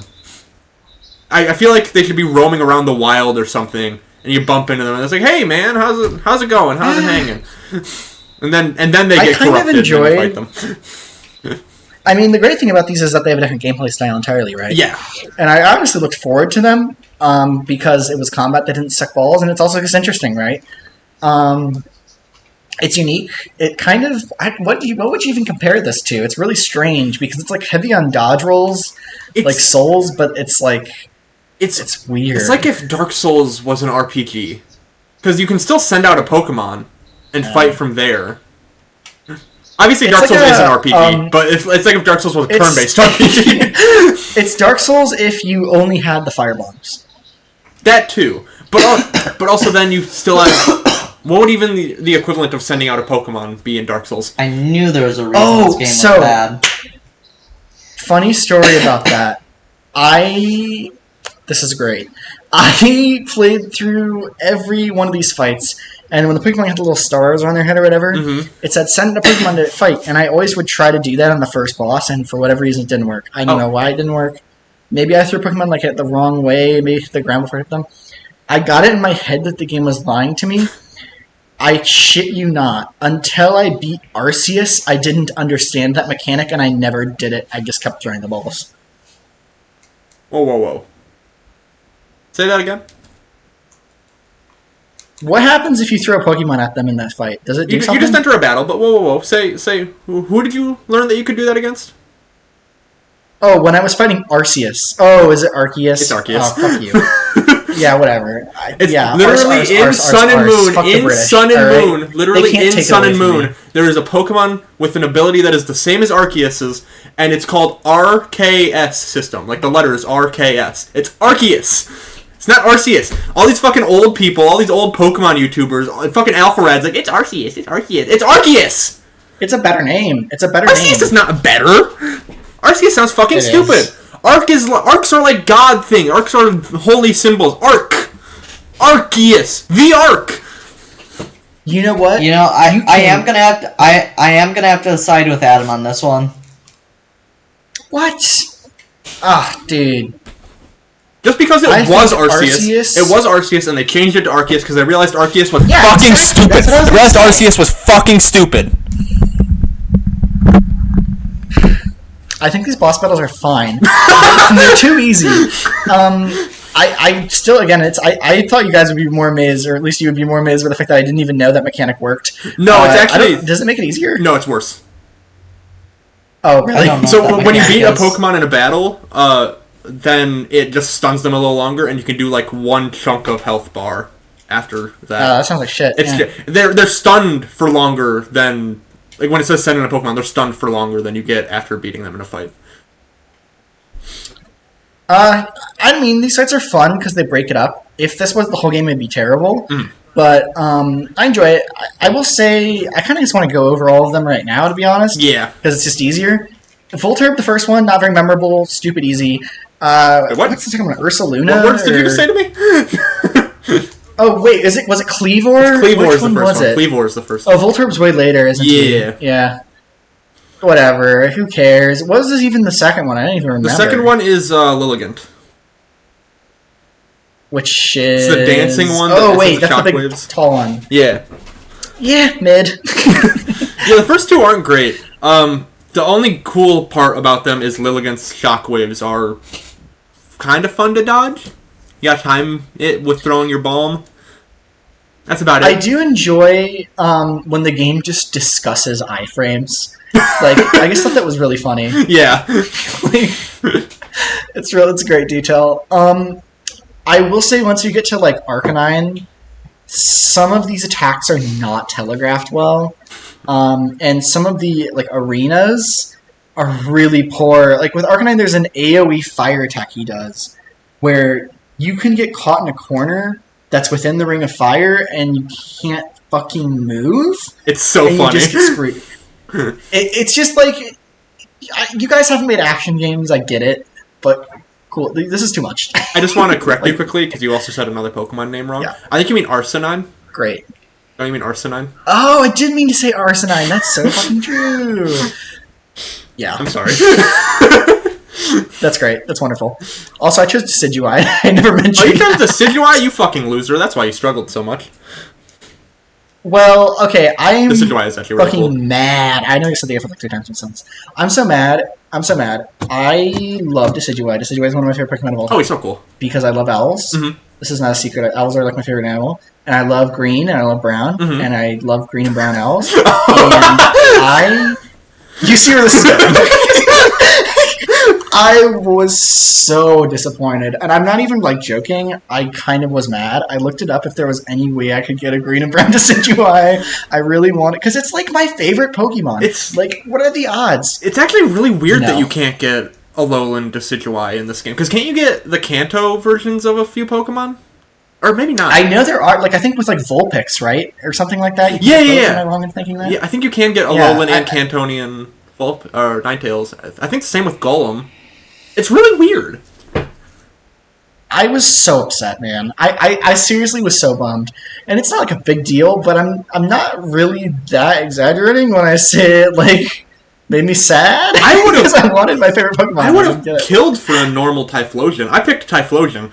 I love... I don't know what they look like. Oh, I love... Of course you did. Yeah, you would. Typhlosion is a ghost type. Typhlosion is a ghost type in this game, and it's still really cool. But I credit this with the game that fixed a lot of the sprite issues that have existed. So, I'm gonna talk about Scarlet and Violet not actually being that bad, so feel free to execute me in the comments. But, so, Scarlet and Violet, obviously, technically, awful game. It fixed so much shit that Pokemon fans have been complaining about for years.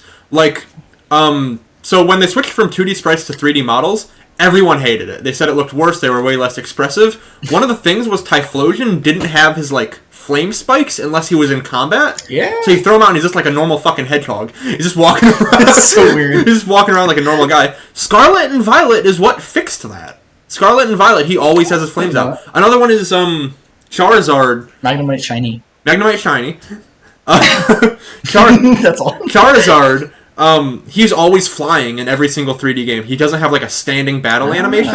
In Scarlet and Violet, you throw him out and he's standing. He can stand now. The boy can stop flying. So the point is, Scarlet and Violet kind of fixed that, but Legends Arceus, it also looks a lot better. Don't get me wrong, Typhlosion still looks like a fucking freak when his flames aren't going off. but his flames are active more often, and it looks a lot less awful. I will say the animations when Pokemon are out in the environment don't look bad. I mean, they look appropriate. So this is also another thing with why Sword and Shield Dexit wasn't actually that bad. Sword and Shield, they cut 400 Pokemon, and people bitched about it being the worst thing they could ever possibly do. This game, they cut 400... Actually, they cut like 500 Pokemon for this game. Way more. Yeah, there's like no Pokemon in this game. And there's only 400, I think. I was fine with it. Yeah, there's only 400. They didn't make it a big deal this time. Everyone was fine with it. And animations are so much better. Like, you ever get hit by a hydro pump by an Octillery in the overworld? That shit is a fucking Kamehameha wave. Dexit's not that bad. But for the fuck's sake, why did people make such a big deal out of every little thing? So, if Pokemon followed fans' criticisms every single time that they made them, we would get new models and animations for every single move and Pokemon every single year. We would get a new game every single year.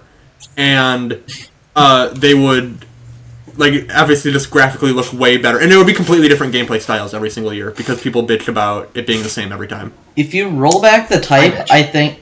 Or not the type, but the tape, I think that's exactly what I'm calling for. Yeah. Sounds good. Let's do it. And it is possible. And if anyone could do it, it would be Pokemon. But they're not gonna, because that would be fucking stupid for business. That would be a terrible business idea.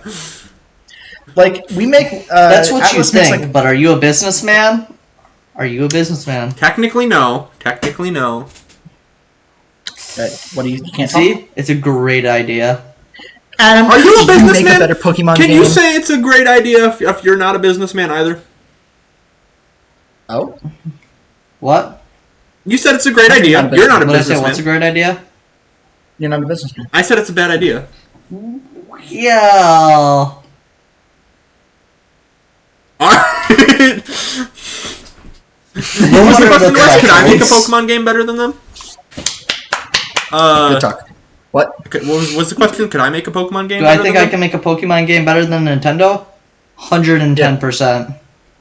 Or Nintendo doesn't make the Pokemon games, and they only publish them? Because I would take down what's wrong with Pokemon.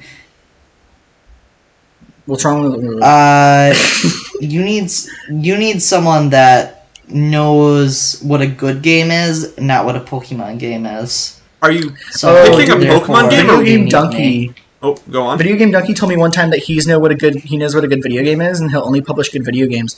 They should get Donkey to publish Pokemon games because he made Animal Well. Donkey made Animal Well, and it was a great game. Mm-hmm. That's so true, dude. You clown on him, but he was right. He was right. He was right. Animal Well was a great game. He did publish it. You are right. He made it. He made it, yes. Yeah.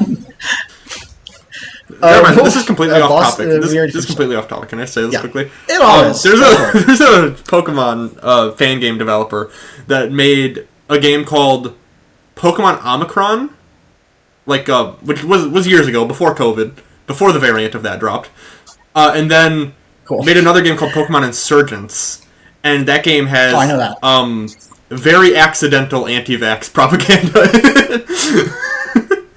Huh. And the developer was like, "Oh man, I really fucked up twice in a row." So it's just very funny. I don't know. That was when you said make your own Pokemon game. That's what I thought of. I was gonna make making a third anti-vax Pokemon game. That's your dream. That's my dream. Yeah. This is so random, but it's on topic with what we've been talking about. The movement in this game sucks at the beginning. Oh yeah, because you can't. Because you're constantly falling into water and dying. Yeah. And it's very fucking frustrating. And then you get the mounts, and it's great. The movement at the end of this game is fucking sick. So, what game were we talking about where I complained about mounts being bad, and then I said it was actually really good in Legends Arceus, and I wish they did it like that? I can get that. Red Dead 2. It's Red Dead 2. Right? Oh, okay. I think my complaint was the animation. I think my complaints was the animations take too long in Red Dead 2. But with Legends Arceus, you're on Weirdeer. You're sprinting. You press the plus button to get on Weirdeer instantly, frame 1. And you're sprinting, and you jump off a mountain, and you press A, and now you're on Braviary. It just knows what mountain you want to be on. You can be on the deer and press D-pad right, and without even getting off of it, you go straight to bird. Switch straight to bird. It's so good. Straight to the bird. It's crazy that they nailed movement in the first Pokemon game with movement. Yeah.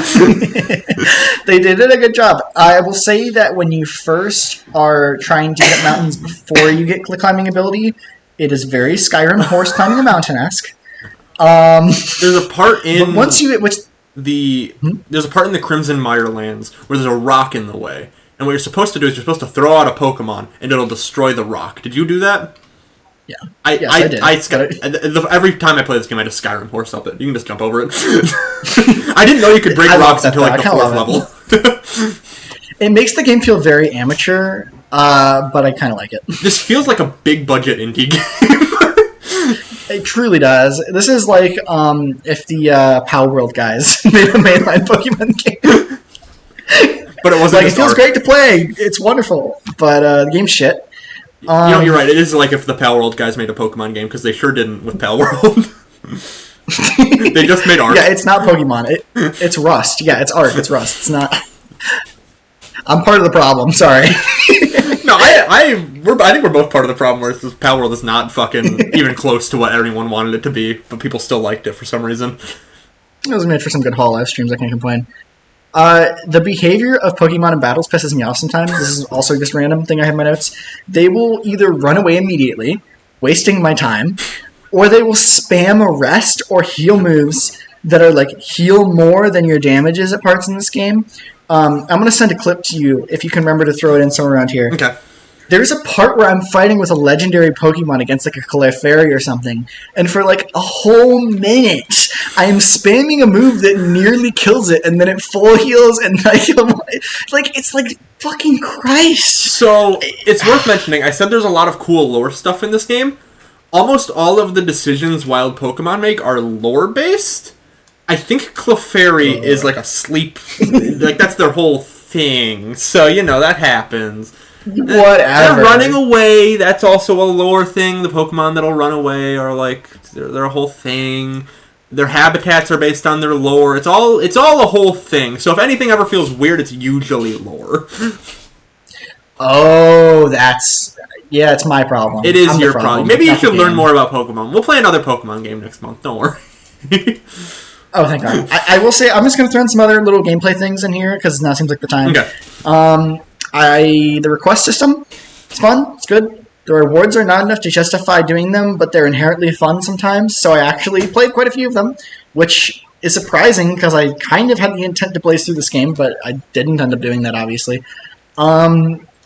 I was very frustrated, though, and this is why I stopped doing them.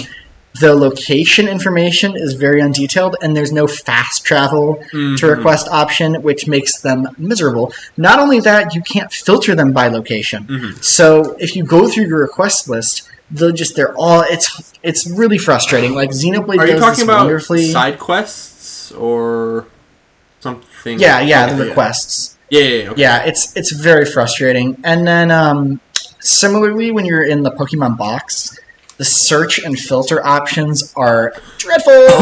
Why can I not sort by level? Why can I not sort by type? Like, you clearly don't know about Pokemon, okay? When you're in the box, you have to filter by fucking dog type or whatever those fucking animal shapes are. I love them. Yeah, what the hell? Why? And also, by the way, guys, I don't know if you got this. Filter doesn't mean make them a different color. Filter means take them off the goddamn results. If I filter by Pokemon that are red, and you still show me 3 pages of blue motherfuckers before I see a red one, but you just make them a little gray, that's not very useful. So, it's not. I want to throw out there, those little animal filter options are technically breeding types. And so, if you ever see any... No breeding in this game. There's no breeding in this game. Yo. But also, there's a lot of really weird choices. So I think the famous one is that Skitty, a little tiny mouse Pokemon, can breed with Wailord, because they're part of the same breeding type. Fucking good. That's fire. I don't know. It's they need to work on... All of this, everything we've said that has been bad, I want to see it fixed tomorrow morning when I'm streaming Legends ZA. Yes, I want to see exactly. it fixed. And that's one thing I will say, I really liked this game. I've already kind of alluded to that, right? But, and I also feel a lot of the problems are very actionable. Like, the next Pokemon Legends game, we could have like a 9 out of 10 on our hands here. Exactly. Like, it's not impossible. And this is what I was talking about with the Sonic Frontiers comparison. We've been bitching this whole time. If we did a review of Sonic Frontiers, we'd be bitching the whole time. We'd be bitching the whole time. But it is, I love that game. It's so much better than the sum of its parts. It's such a great game, but it's fucking awful at the same time. And you know, I'm not too interested in going area by area because it's honestly pretty samey. But we should mention, well, first of all, there's a part where you get to the beach area and they're like, at first the camera only shows the player's face and they go, Like, you see this amazing landscape, and then it cuts in front of them, and it looks like shit. It's just one of the funniest moments in the game. But that's not what I want to talk about. I want to talk about in the, like, ice area, you get to these, like temples or whatever, like, little, like, linear puzzle-solving sections, and they suck. Yep. Like, this game doesn't know... It's really good at doing, like, compelling open-world gameplay. It's actually very good at that, shockingly so. I was kind of amazed how much I genuinely loved flying around looking for a Pokemon that I wanted, seeing it, and like getting that little part of my brain going. I was like, oh, holy shit, I've been looking for that guy. Loved that. Genuinely so fun. I wish Pokemon games were like this, and I would buy them, and I would play them for my own enjoyment and not for a podcast, because I liked it. I played 40 hours of it. It was very good. Whenever we try to do linear gameplay, though, guys, don't do that. Don't try to do that. No. The puzzle is ice, steel, ice, rock. That's the first one, I think. It's in my notes somewhere, yeah. And they try to do it again later with the... What rock now? It's kind of... Huh? What's up? I thought I heard something about a rock. Yeah, you did. A rock, not Iraq. Ah. Not shit Good rock. shit. Not shit rock. Oh, God, I wish. Shit rock. Did you hear about that? Yes, that's official. Did you guys... Shit rock is official. Oh, guys, we gotta talk about that. Shitrock was intentionally made to kind of sound like he's saying shit. Wait, we should clarify. In Sonic Heroes, there's when you do a punch as Knuckles, he'll go shit rock, yeah, shit rock, yeah. So yes, yeah. Now we can explain. In Sonic Heroes, shit rock is supposed to sound like shit. It's supposed to sound like he's swearing. That was intentional. Fantastic. And we mentioned this like 10 episodes ago. But yeah, go back and watch Sonic Heroes. I think it's like episode 4. It's our best episode. It will be after this one's out still. Yeah. Well, actually, I think next time. Sorry. I think next time we're gonna peak. I think next time we're cooking. You think so? Oh, I've got something good. I want to say my bonus game first, so that I can try and. I don't think I'm gonna convince you guys at all. I think you guys are gonna want to kill me. Yeah. I mean, I guess I don't have much more to say about like before we get to like the late game here. I kind of feel like I got most of my big opinions out of like the main game. Yeah. I don't have much else to say. I think we should do Aquarium now and then endings later. Sure. Okay, well, I will take over. Yeah, well, is it Aquarium time? It's Aquarium time, boys. I'm gonna need you go. Aquarium. Yeah, this is my game. This is my game. So it came out in 2022 October. It was only in Japan and only on consoles, which is interesting. Like 1 year to the day from release, it got a PC port on Steam that was localized in English. So that's what we played. But it is interesting that for a long time it's JP only. It was made by Entagram. They just do visual novels exclusively, and the best thing is that they have made like hundreds of these shitty visual novels. It dropped me from the damn call the second we got to anything I cared about. You got kicked from the call? And I cannot hear a word anyone's saying. Oh. Wait, what? Like right now? Rejoin. Oh wait, he can hear us. Oh. Oh, rejoin, quick! This is such bad timing. It dropped me from the call, and then I could not hear anything once I got back in. Oh, can you hear us now or not? Can you hear us? Yeah, I can hear you now. Okay. Oh, it might have been a Wi-Fi It dropped me from the second we got to anything that I cared about. Anyways, Hunter, we're in Aquarium. You got that, right? We just got here. And that's when it dropped me. I think you guys are going to be very mad about how I played this, but go on. Oh, I doubt it. No, I think I know we know exactly how you play it. I don't know if you do. You just never let go of the space bar. Well, I don't know if you do. I have more to say. Yeah, you go on. There's a lot more. Thank you. Entagram makes shitty visual novels. This is the only one they've ever released in English. I just thought that was really funny. This was priority number 1. So wait, if that other one did in fact come out next month and it didn't get delayed, were we gonna have to play it in Japanese? I told you this. Yeah, it might not. It's not localized at launch. This is what I'm saying. Don't play it next month. Push it back. I'll play it, but excuse me, I'm losing my voice already. I'm dying. So Aqua is the main character of this game. This is her game. She got it for getting 1 million subscribers, financed it, all that. She's a producer. She retired late last year, and they were actually announced and were late in development on a sequel, and it got canceled. Fortunately for you, because we would be playing Aquarium 2 next month if it had released. You look dead. Actually, I don't know, because this game, I kind of broke my heart. I just don't know if I could have it do it again. You know, I just don't know. And this might kind of amaze you. Aqua actually got a Japanese Game Award for her acting in this game from Famitsu, whatever you prefer. They're like the #1 gaming outlet in Japan, and she got like the top award for acting, which is just nuts. I'm not saying she did poorly, but I just think that's interesting. Anyways, final detail. I own a physical copy of this game, and it will ship tomorrow. I really wish I had it for today, but I don't. That's all. Alright, Adam. Alright, so I'm going to read my notes verbatim. We're going to have a little read-along section, okay? I'm going to read my notes verbatim. Sure. So, my first note. It's just like Aquarium. This is on the title screen, okay? Off of looks alone, it looks like a bad visual novel. Not bad because it's a visual novel, just a bad visual novel. Second note, does not support 4K, so I played in 360p. Wait, why? Why would you do that? Also, it crashed when I set it to 360p. And then, I was rendering your the voice is breaking up, so what you're saying must obviously be wrong. It's on your end, Hunter. Interesting. And then, while I was rendering the last episode, I was about 6 hours into rendering last episode, and I was trying to play Aquarium, and it crashed my recordings, or not my recording, my editing software, so it ended the render.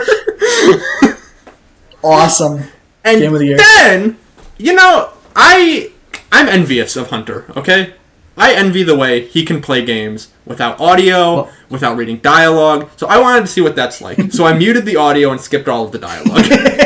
Which, I know this entire thing sounds like it's setting up to a big bit where I say I didn't play the game, but in reality, I think I Clockwork Oranged myself because I had it set to 360p and I skipped all of the dialogue. So what I got was just extremely blurry anime images for an hour straight. I was just staring at it. Well, I just want to say, you didn't really read any of the dialogue, is that correct? I read at the end when she ended stream. Do you know what the story was? I don't want to. I know it was all a dream, okay? Let me live. Yeah, that's the part that matters. Or rather, what makes it all not matter. My last note was yada yada, many 360p images later, it was all a dream, roll credits, 2 choices in the entire thing, this fucking sucked, 0 out of 10. Killer. Have you ever seen the SNL skits? Why would they do this to me? Did you ever see the SNL skits with Kate McKinnon where she gets abducted by aliens? No. And she's like, okay, cool, don't worry about it. Keep going. Point is, I don't wanna. The whole joke of the skit is that she says she has a different experience. Oh, okay. And then she goes on for way longer than them. You'll never guess what I'm about to do. Are you going to review something else entirely again? No, it's all Aquarium. Oh, okay, but this is for once probably going to be the me and Hunter show, unlike the me and Adam show. Yeah, I'm going to go get water quickly. I'll be back. Please. I'm going to need it. I guess the way this game opens... We'll wait. Oh, you want... Oh, shit, punish him. Great idea. I said I did my Duolingo streak in that time, and we wanted you to wait so that we could make you suffer through the whole thing instead of getting to get out of it. Hunter got to get out of the Origami King. Wait, that's true. Alright, go. No, it's fine. I'll stay here. So we're not going to recap the whole plot because this is the bonus. You know, I game. didn't get out of though Sticker Star. You didn't get out of. You Sticker didn't Star, know that's at that true. point. You had no idea. You didn't know the rules. We wouldn't have let him though. Sticker Star was too important.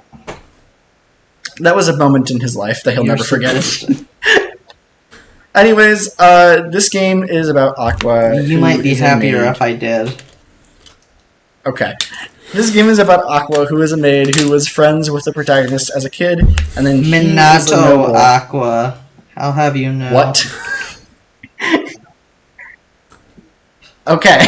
This game... Minato Aqua. Oh, thank you. Minato Aqua. That's what I got interrupted 3 times for. Minato Orc? Minato Aqua. That is so fucking true, dude. Like Minato Jump, which is definitely in the game and not from Smash. Minato Aqua is the character in this game. She was his childhood friend, and then he lost his memory, and she comes back as a maid to work for him because he's part of a family of nobles. And the whole plot is that his sister, Fubuki, who's also a Hollow Knight streamer, wants to get Aqua to come in to help him get back his memory. Oh, that's great. It wants to help Aqua come in to fix his memory. Aqua is only there because she wants to fuck him. And Marine is there for God knows why. She also only wants to fuck him. She also wants to fuck him, that's true. Well, she isn't really... She's mostly there to just say really strange, uncomfortable things for the entire duration of the game. Okay. I don't know. I have to say, though, as garbage as this sounds, and I'm not a visual novel guy, I don't watch anime, contrary to popular belief. Really don't let him lie to you. All he watches is anime. That's just not true. Seriously, I watch Impractical Jokers and The Penguin. He's into Na. I don't watch these things. But I have to admit... Okay, stop interrupting me! This game, I kind of love it because I don't know. What I think I like about this game is it just feels like you're in an English class with a bunch of people who don't take the story seriously, reading it and doing voices and shit. Like, if you are a Hololive fan, this game is like ridiculously entertaining for the first half because it does not take itself seriously and it's just stupid bullshit. And they do funny voices. I love it, honestly. Then it breaks your heart.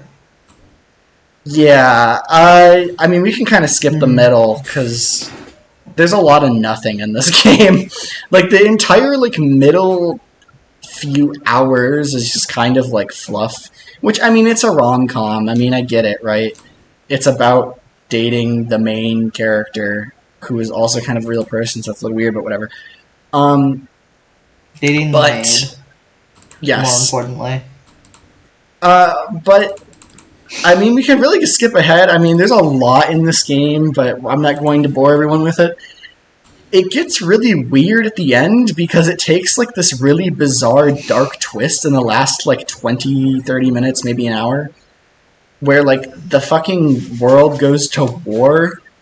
Like, I can't exaggerate. The entire, like, first 80% of the game is just romance and comedy and shit, and then the last bit... A grenade flies through the window and kills Fubuki, which is just fucking nuts. I mean, kill her. It doesn't immediately kill her, but she is, like, deathly wounded. Which is just fucking nuts. I mean, if you, like... I love him editing the film. I just realized what you're doing back there. I knew you were doing something, but I couldn't tell what. I don't know. Just the tonal shift was, like, almost inappropriate. And not only that, like, it was I always... too much. I'm sorry. It was too much. And I mean, I get, like, a lot of these bad games... game design. What's that? Bad game design. Bad game design? I don't know. Like... I'm sorry, you can't do that to me. You can't make a good game and then make it terrible. I don't think it's, like... I don't think the ending is completely awful. It just is weird. Like... And you always think, like, oh, they're gonna get rescued, oh, like, it's gonna have a good ending, like, they're not gonna do this. It's like a game about VTubers role-playing. It's not gonna be, like, you know... And then every single character in the story is implied to die. Like, not even, like, in a, like, think they're gonna die, and they get, like, no, they die. Like, like, Fubuki gets fucking grenaded, Aqua and the protagonist man, Theo, jump off a cliff and die. It's just fucking nuts. Like, I couldn't believe what I was reading. The cat dies, bro. Why? Why did they kill the cat? That was so unnecessary. There's no room for the cat in the New World Order. I guess so. And then the game... And I mean, I kind of enjoyed the shock of it. It had some novelty. I did not. Absolutely but worse than by that, the shock. I feel this game was tainted immensely by the actual ending, which is, it's a dream. And Aqua also had the dream, and they're like, oh, we had the same dream, but we'll never meet each other, and then it ends. That part is lame. I will say, though, the fact that they used like real stream footage of her in the like footage of the ending on TV was pretty clever. Like, that's just like a creative meta thing I enjoyed. Like, taking advantage of this being a visual novel about VTubers who are like real-life characters. It's a creative way to do that. I almost wish the entire game had done that. It would have been interesting, like a visual style. I will also say the credits are really nice. Like, if you... VTuber graduation is more than retirement. It's got a whole thing with it. It's a whole culture I'm not going to break into right now. But the ending is really, really wonderful. I mean, if you are a fan, it's like the best kind of stuff. Because it's just like sentimental, clips of like big moments in her career, like important streams, little in-jokes and stuff. It's just really nice. That's my favorite part of the game, honestly. Hunter, I suspect your favorite part of the game was not that, though, right? Because this game, as Adam said, has 2 choices in it. Did you partake in those 2 choices? Me? Yes, I partook in both of those 2 choices. Of course you did. I 100%ed this game. I don't know. I mean, there's not much to say. I mean, it's exactly what you think. At first, I thought it was a little odd that Fubuki's whole thing is that she's, like, your sister, and you can't date her when you can date everyone else. But, if you know Fubuki, it kind of makes sense, because her whole brand is, like, I guess, professional and wholesome and, like, impersonal. So it worked. It made sense after the initial weirdness. Marines is just fucking insane, which is very appropriate. And, I mean, in general, Hunter, would you agree that Marine kind of stole this game? I feel she was more interesting. Kinda, and I'd say, I just don't know, that ending, truly. I really it did sour it. It did sour. I mean, I almost think it was worth it for the credits because it tied into that, and I thought that was really sweet. But other than the credits paying it off, fan service game. Like, don't try and make this some artsy. Everyone fucking dies at the end for no goddamn reason. What the hell was this? I think Aqua's story, like she wrote the outline for the story. She did not write it, like the full thing. I think she might have wanted that. What? She might want what? I think Aqua wanted like the serious meta, like deep ending. Strange as that is, I think that's just how she wanted it. People can be wrong. If you ask me... They can be, and she was. If you ask me, it was probably to separate the really weird... How weird it is to make a dating sim about... it's very parasocial. It's... I don't know how to describe it, really, but it's really not good. Hunter said it should have just been fan service. That's still not good. Arguably toxic. You mean to, like, make a game about... I don't arguably really agree. Toxic, but arguably makes money. An important part of Hololive is that they make it clear that they are characters and not people. And Aqua in this game is much more of... And also, Aqua in this game is not even Aqua's character. She's doing a character in this game. That's fair. As is Fubuki and Marine. They are, like... And that's what I meant about this being like an English class reading a book. Especially the first half. It's clearly everyone's in on the joke. Right? Like, people... I guess I should make this clear. People playing this game not in on the joke when a grenade came through the window, and then every 5 seconds. That's what I'm saying. Like, that's what gets fucking weird. Is it's like, it's hard to say that this was like entertaining because it got weird at the end. But other than that, like, people playing this game are not like romantically like swooning over it and like swept up maybe by some of them. like. You see, but I'm just saying maybe they had that ending to make that more obvious, to emphasize it more. It's just weird. It's weird. The ending is strange. To do so. I mean, it just doesn't feel like it fits. Although I will say it fits now somewhat because of the whole situation with how the graduation kind of happened abruptly and all that, but weird. Just weird. The whole thing's weird. The game is weird. I did actually really enjoy it. Just fine. But I'm not fine. Okay, I also should mention there's an extra story after you beat the game that removes all of the weirdness. Everything is the same except there's no, like, war. There's no death, and they just stay together. And it's pleasant. And I wonder why... It's just very strange to include, like, what many would consider the definitive ending as like its own side story that decanonizes elements of the main game. I mean, I guess it's nice to have the option of it existing, but I just thought that was a strange addition. I kind of liked it. And also, I think that was added when they localized it and put it in the PC port. So I think that might have been like a complaint from people that the ending got a little weird, and they kind of addressed it by doing that. But at least for the first 2/3, I gotta be honest, I kind of love this game. Like, it's unapologetically stupid, and it doesn't take itself seriously whatsoever. It is... This game easily peaks in chapter, like, 0 and 1, basically. I wouldn't say, like, hardcore peaks in chapter 0, but I would say halfway through chapter 2, it starts to get pretty boring. Yeah. But, I mean... Yeah, we're no longer talking about all the stimulation. The game just stops stimulating. When we're like, and the thing is too, like all the characters like personalities and weird like issues.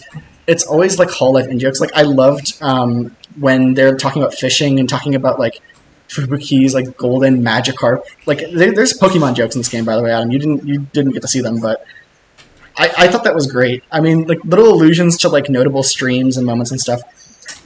When this game was nodding to the fact that it is just like unadulterated whole life fan service and not a serious game, it was fantastic. Which was most of it, to be fair. It was just the last third that got weird. So, I mean, I would say I definitely like it more than I dislike it. I don't regret playing it. I think it was fun. Hunter, do you have anything to say? They better not make the same mistakes they made a second time, because I'll be real, I didn't care that much about this game before playing it. Mm-hmm. I care more about the other. And my god, did they fuck up the ending on this one, I think, so let them learn a lesson. That's the other thing, I'm not an Aqua fan. Hunter's not an Aqua fan. I mean, I like her. I've seen some of her stuff. She's cool. She's like cracked at Apex Legends and she likes Elden Ring, so I mean, she's that going for her. But I will say, with Okai and Yumu, I'm hoping they don't take this weird fucking direction with the ending. I hope they just keep it normal and absurd. Swear to God. They better not. Anyways, 6.5 out of 10, same score I give Sonic Colors, the console version. Kinda fucked up, but you know. 0 out of 10, I already have my revenge planned. Great. You didn't play it. There's no revenge involved. I have an hour of playtime. That's the minimum we agreed on. Play. Hunter, score. You will never feel my wrath then for what I have played. The 2 worst games of my life. Sticker Star and Dark Souls. Oh, I will make you suffer a third time. I know what to do. I know how to make you suffer. He just won't play it. No, yeah, I'm fucking done. I pick the worst hour-long game ever. Don't worry, I got this. I got so much time into Dark Souls, and I fucking killed myself with it. I killed myself. I've said it before. I've never seen him so miserable in my life. Oh, you're gonna with my bonus game. He's not gonna like it very much. It's Mahjong. No, that's too obvious. Hunter, score. I needed to put it on the spreadsheet. What would you give the game out of 10? I need your answer. I give it 6.5. Mahjong. A what? You're talking about Mahjong. I don't know, 5.5 or 6. I mean, that's kind of what I felt. I mean, before the ending twist, I honestly would have given this like a 7.5, because I realize objectively it's kind of a bad visual novel, but the point is not to be well written. This is supposed to be stupid. They called it shitty fanfiction at the end. And if you watch dialogue, the game ends with the protagonist saying that it sounds like dog shit fanfiction, which is awesome. It is supposed to be crack. It's supposed to be terrible. I'm sorry, but by the end of the game, that this truly became some dog shit fanfiction. Who the fuck really truly did fanfiction? First game to be written on Wattpad. Anyways, I think that kind of does it for Aquarium. I actually did enjoy it more than I thought. But first, Waka. What? What'd you say? Waka. Is he here? Waka? Yeah. No, he's not. You'll see in the video. Yo, what up? I'm here to talk about aquariums. I think aquariums are pretty cool. I used to go to an orthodontist that had an aquarium. It had it had clownfish and whatever that blue kind of fish is called, the one from Finding Dory. If you've ever seen Finding Dory, that was a good movie. So was Finding Nemo. Finding Dory had an aquarium, actually. I think it was the Marine Life Institute. I'm more of a fan of the Monterey Bay Aquarium, personally. It had Rosa, the otter. Have you ever heard of Rosa? She was a good otter. I miss her. But yes, aquariums are pretty cool. They are tanks of glass that are filled with water and fish. The fish are the cool part because they just sit in there and they swim. They swim all fish-like, and it's really, really cool. You can just sit there and look at the fish. I think there was a toad in Super Mario 64 DS who got, like, hypnotized by fish or something. That was pretty cool. There was also that giant secret aquarium level in that game right next to that toad. It was just a really big tank full of really small fish. It kind of just exists in the middle of some pocket dimension, but I think that might actually be my favorite aquarium. Actually, no, I take it back. Monterey Bay Aquarium is better because of Rosa. I don't have much more rambling to say, so, fuck you. Anyways, now it's cameo time, right? It is cameo time! So, I've been dreading this part. I've been dreading the cameo for this video. Because, as you may remember, Kermit the Frog fucked us last month.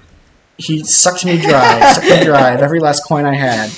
And I had to call in Peter Griffin. And Peter, he ate this month's budget. So, listen, you guys.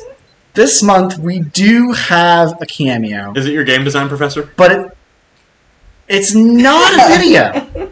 There's no video cameo. And trust me, I tried. Oh! I tried. I really tried. I know, this is what I was saying. Like, there's no... Now, I really wanted to get video cameo, but I just couldn't make it happen. I really tried. Instead, and I wish I'd brought them with me, I made about 50 flyers. I went around my entire college campus, and actually, I had an assistant help me spread it further. I had, shout out Charlie, who also printed out flyers and spread them. On these flyers was an invitation to a forum, and by the way, the flyers said nothing about video games or Pokemon Legends on them.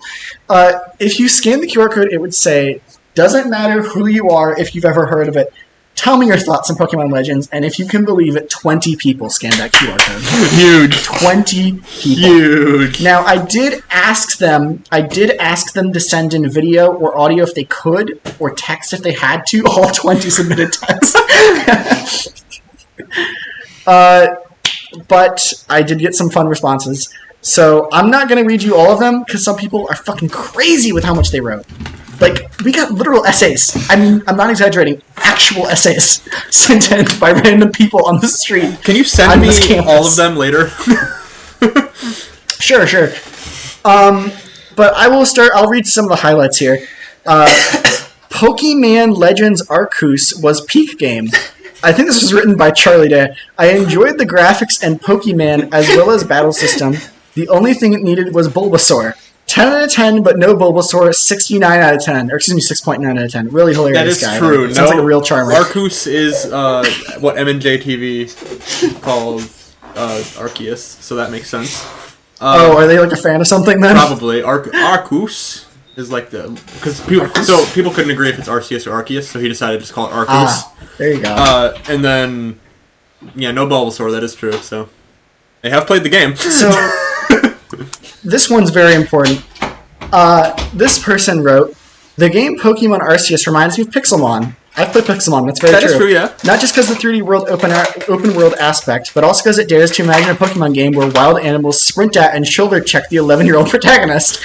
There's nothing like entering the mountains and watching an anime toddler get napalmed, which I really appreciate that they wrote N-A-palmed. That was very clever. I like that. But here's where this response gets fucking amazing. They wrote, also, if you haven't done so already, I'm ordering all of you to explore the submass tag on Tumblr and AO3, our Archive of Our Own. I didn't know what that was. It is apparently a ship between two characters in this game, but they didn't stop there. I was linked many, many fanfictions. What, and if you subscribe to the membership, I will read all of them. Oh, that's what your member video is. Every single one of them that they sent. For 99 cents, you can see that horse shit. That's a good ass deal. Or you can see For it. 99 cents, that's a lot of hours of my life. Or you can see it in a few weeks for free. Don't tell them that. It's true. You can see so it. That was my favorite. You can see it right now as of seeing this if you pay 99 cents, or you can wait. So I'm going to breeze through some of these shorter ones. This person says, most fun game they played since the DS games, good for shiny hunting, great story, great 10 out of 10. Hunting. That reminds me, I wanted to ask you guys, did you guys get Put 1,000 hours into it. Same. I got a couple, yeah, just by chance. 8 out of 10, some flaws in the art in the caves. No shit. Only Pokemon I completed the Pokédex in, catching Pokemon in the overworld, or traditionally spelled an incredibly wrong. In battle are amazing as well as the entire premise. I love Ye Olden Times aspect and the frontier aspect, which is I can't believe they said that. I told you! Okay, I want to... The Pokédex feels like you're actually accomplishing I want to Okay. I want to say something quickly. I have completed the Pokédex in 2 Pokemon games ever. One is Legends Arceus. What is the second one?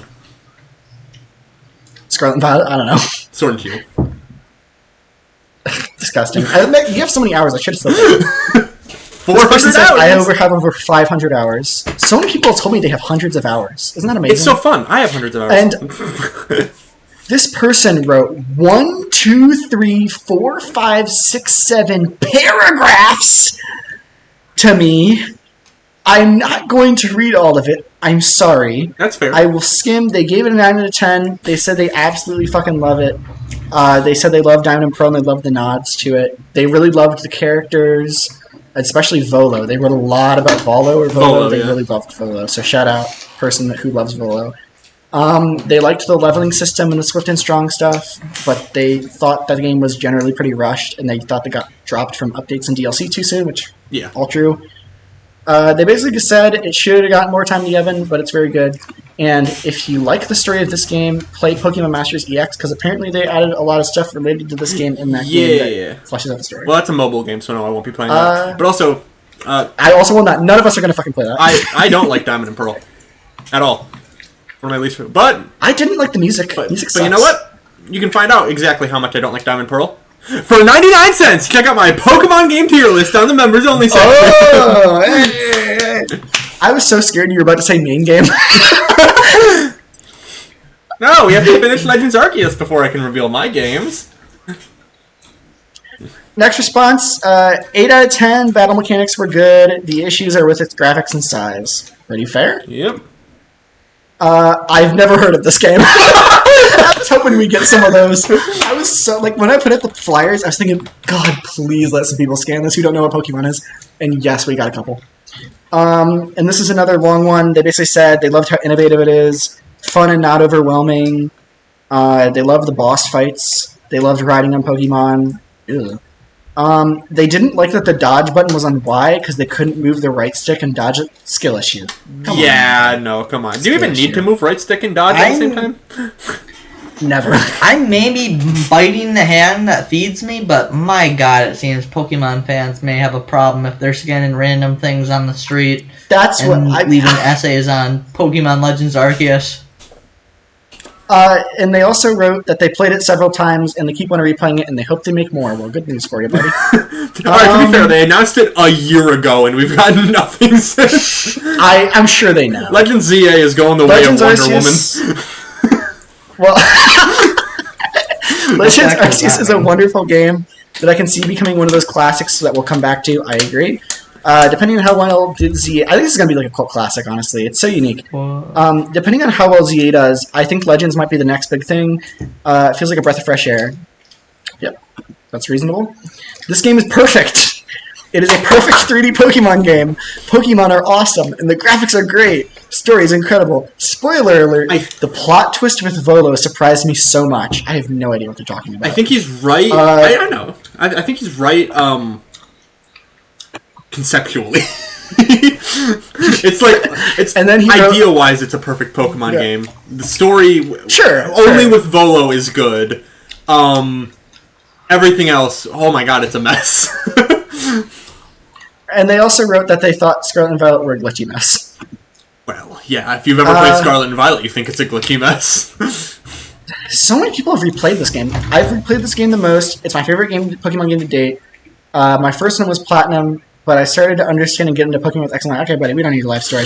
But thank you for the response. Oh, well, he also played X and Y. Come on, fucking dog shit game. This is my favorite response by far. Please just be, I haven't played it. No shit. Please. And we've only got 3 more. We've only got 3 more, and I'm telling you they're all bangers. Okay? I'll save this one for last, actually. Okay. So, next we have literally fucking nothing. They filled up the form and left it blank.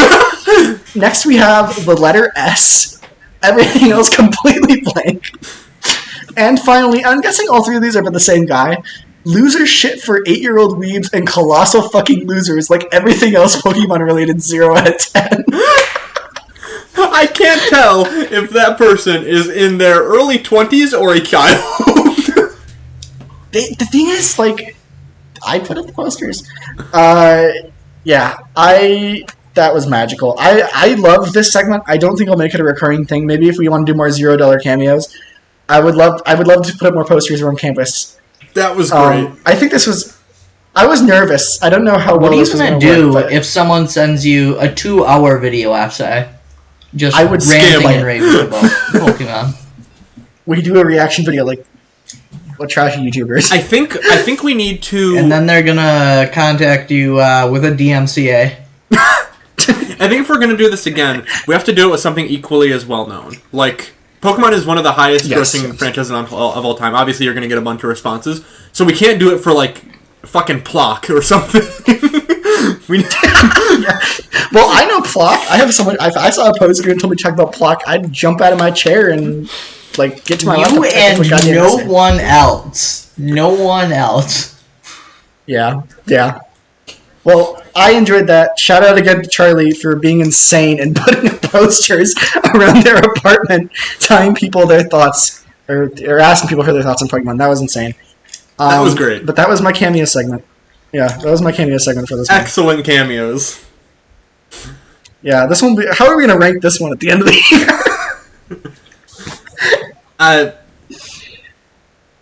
We'll find out. We will find out. We'll see how good those fan fictions are, and then you can see. Yeah, by the way, have you already read the fan fictions for your members video? Nope. When you do it, don't forget to credit the author also. We don't want people knocking on our door. Oh yeah, that's a good point. I'll make sure I do that. Okay. I'm not going to go find them after I hear you read them. Fanfic that got 4 views uncredited on YouTube. 100 didn't catch a word, I'm sorry. I don't know, they're going to be knocking at your door and they'll be like, oh my god, my Pokemon fanfic got 4 uncredited views. They're devastated without my prowess. Prowess? Isn't that the name? Never mind. So, end of this game. One thing in Aquarium that was really interesting is she'd always tee up kind of like a cat. I only heard half of that, and it made me more confused than I've ever been in my entire life. I know. I have way more questions than Tee up like a cat? Yeah. Just one interesting thing in Aquarium is she'd kind of always like tee up at you, and she'd kind of like put her hands up like cat. Oh, yeah, she did do. I like that. She'd do those little like. That pose was kind of cute. I thought that pose was kind of cute. Cut that out of the video though. What were we talking about? This is what I'm here for. So I know that's what you're here for. All right, so after everyone, I have a lot more to say. Stop talking about fucking Aquarium. So, love it. It's great. Can I go into what I'd really like to say about it now? Sure. Hit it. Are you sure? Go for it. Make it quick. So, time to talk about the smell fetish. Oh shit, we didn't bring that up, did we? We don't have to talk about that. Now, they say in Aquarium that everyone has their own thing. Would everyone like to go around and say what their own thing is and how it compares to a smell fetish? And Adam, what do you even think a smell fetish is? Because I don't think you were paying attention during that part, so I'd like to hear what your interpretation of a smell fetish.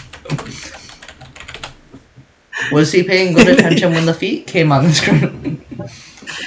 Hunter, stop giving me time to make thumbnails. We gotta get back. We're supposed to finish this by midnight. We have 15 minutes. We're not gonna do it. There is nothing to talk about with Pokemon, so We have so much more to go over! so much more. quick. I have so much more to say. There's no more much Pokemon. Do you have more to say. opinion The stuff you game want to say runs right like now, shit, Wes, or but do you you like want it. to move on story-wise? Because I can move on story-wise. I don't have anything else to say about the story. Okay, well, Send him a clip of the smell Except- fetish to put in. Bro, let it go. You're past that. I am have not to past say. it. Okay, we passed it. There is one character in this game that made me fucking nuts. Melly, dude. Holy shit. Now, if you don't know who that is, that's the tall hipster guy. oh, yeah. I have never, I think, and here's the thing, right?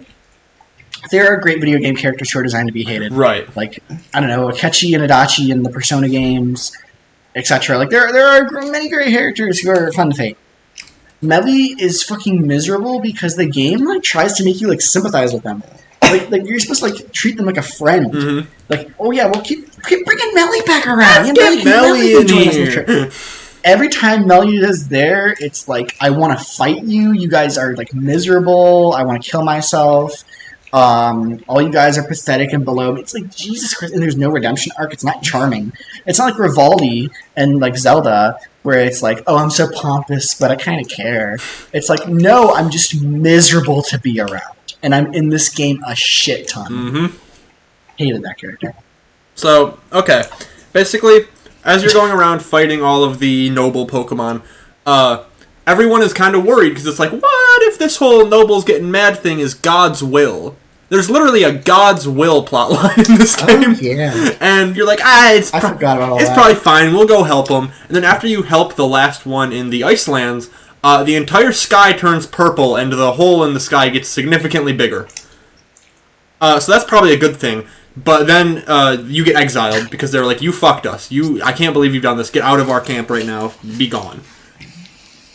So you kind of just wander around a little bit. Nothing interesting happens. You go asking people for help, and then they're like, all right, fine, we'll help you. Volo helps you. And you manage to convince either the Diamond Clan leader or the Pearl Clan leader to help you calm God Yeah, down. there are clans in this game? There are clans in this game. There are. Whoa, boy. Yeah, no. I don't know what games you're playing. Little risky. Little clan action?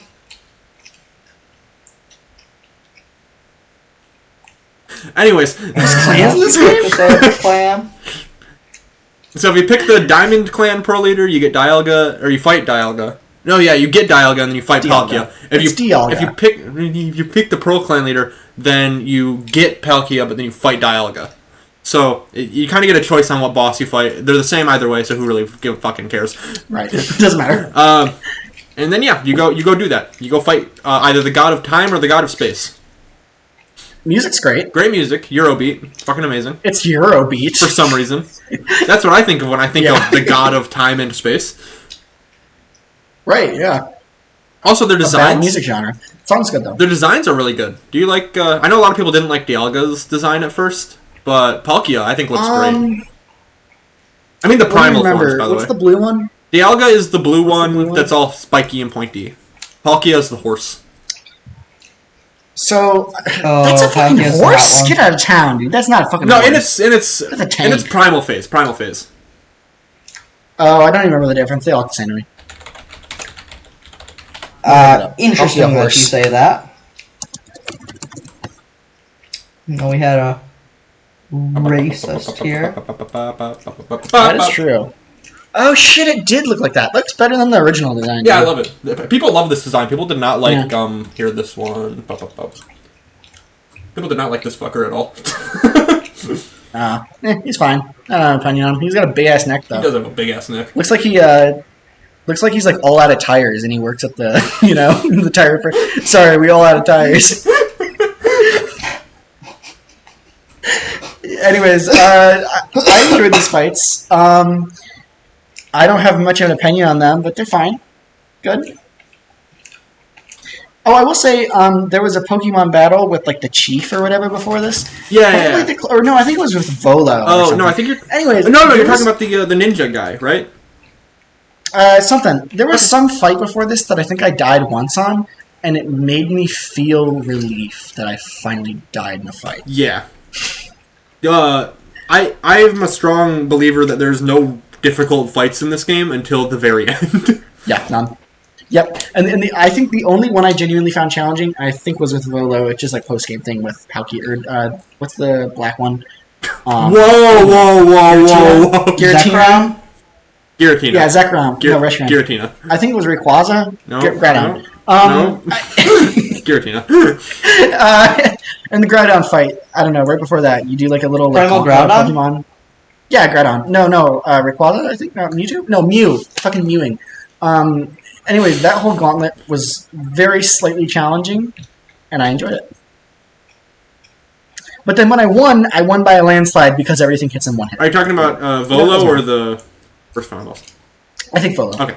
Because the Chief I think I did once, and then Volo was a little bit harder. Yeah. But, you know. So do we want to move on to Volo? Volo, best boss in the game? Well, one quick thing. I mean, end of the first game, like the main game, right? Yeah.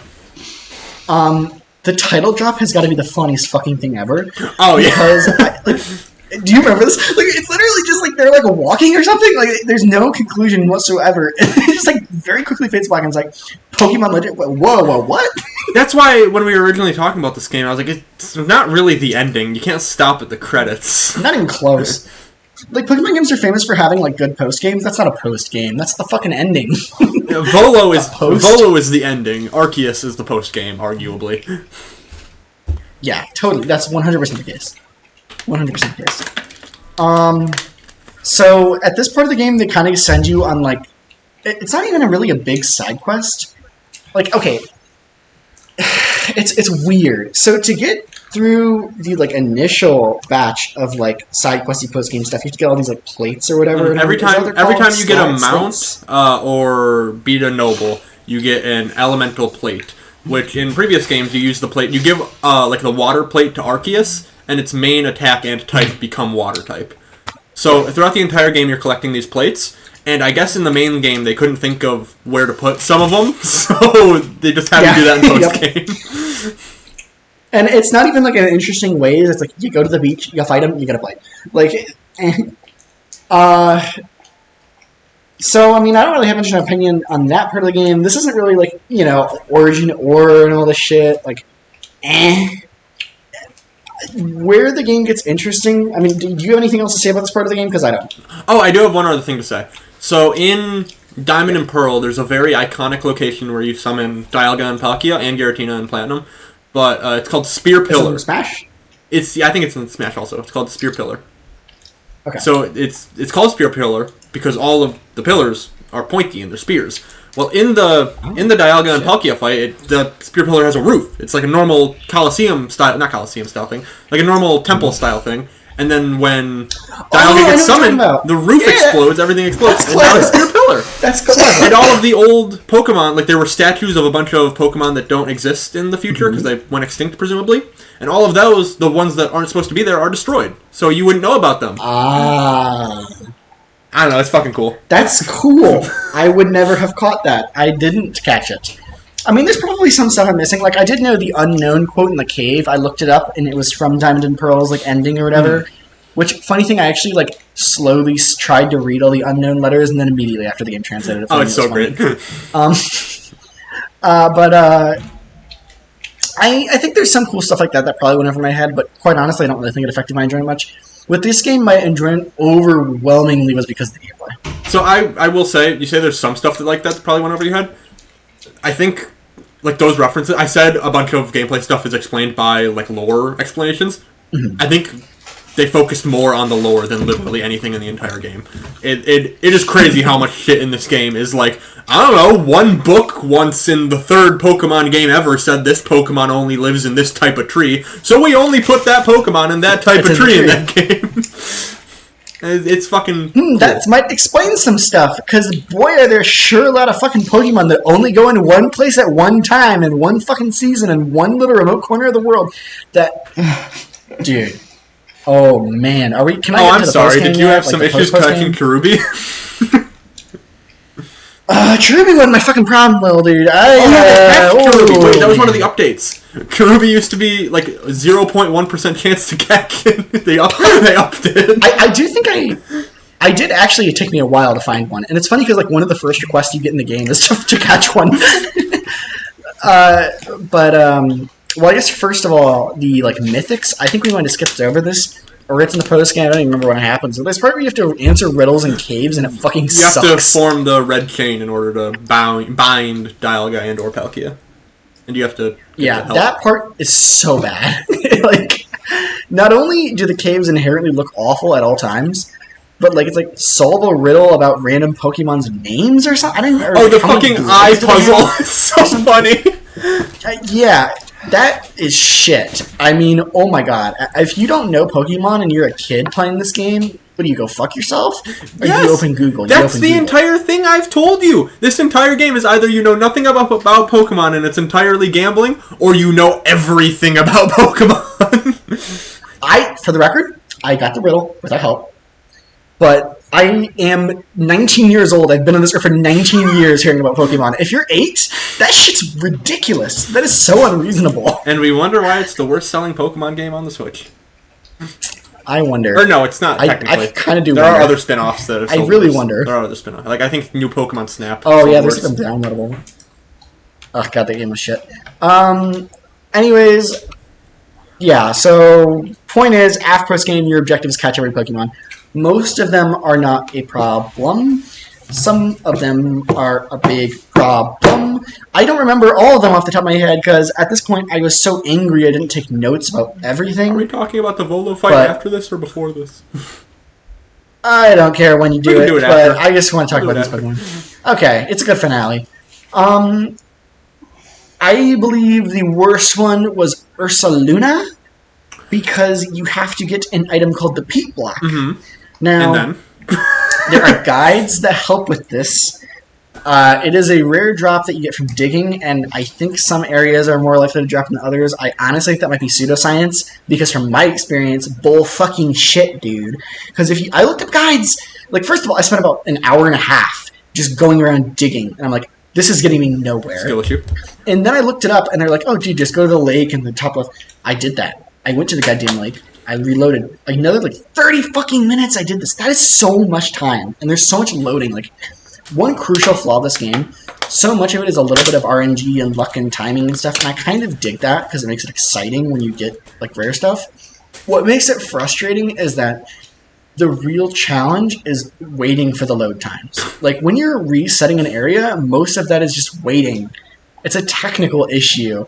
Just make it so the area can be reset if you're standing by the entrance or something, you know? Like, it's very frustrating with this Ursaluna shit. I mean, you literally spawn, fast travel, dig. Oh, I spent so long. And when I got it, it wasn't satisfying. I was just ready to quit. I think that's another thing that they fixed in Scarlet and Violet. Specifically the DLC of it.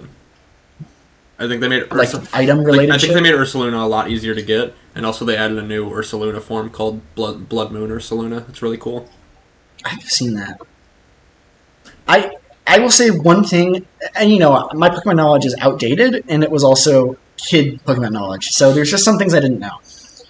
I genuinely was shocked. Throughout playing this game, I noticed that I was having a lot of Pokemon in my party, and they weren't evolving, and that's weird. I thought Pokemon all evolved when they hit level 36 or something. I was not aware that so many Pokemon have specific steps on how to evolve. This was it blindsided me. And some of them are ridiculous, dude! Oh my god. It's killing me. The fucking, cyberspace, whatever the fuck, they have random rare item spawns, or you collect these, missing satchels. Mind you, I'm playing on a very legally obtained copy, so I can't play online to get satchels. I have to wait for them to spawn, and they take fucking forever! And then you exchange them for these ones. Point is, if you want to evolve certain Pokemon in this game, I'm thinking a Magmar, I think, was an absolute fucking travesty. Dusclops, I think. Voltorb. You need, either, elemental stones or... Oh my god, the evolutions. Holy shit. Dude, the evolutions are bullshit in this game. Because, evolve an Eevee by friendship while it has a fairy-type move? fuck off. And then also sometimes I don't want Sylveon, but it had it for... Oh, my God. Actually, these are... How do you know these things? Like, you just memorize them. You just gotta memorize them. That's literally... These are... I want to point out, you know how we talked about how they cut a bunch of Pokemon from this game? Yeah. These are the easy evolutions. There's way harder ones.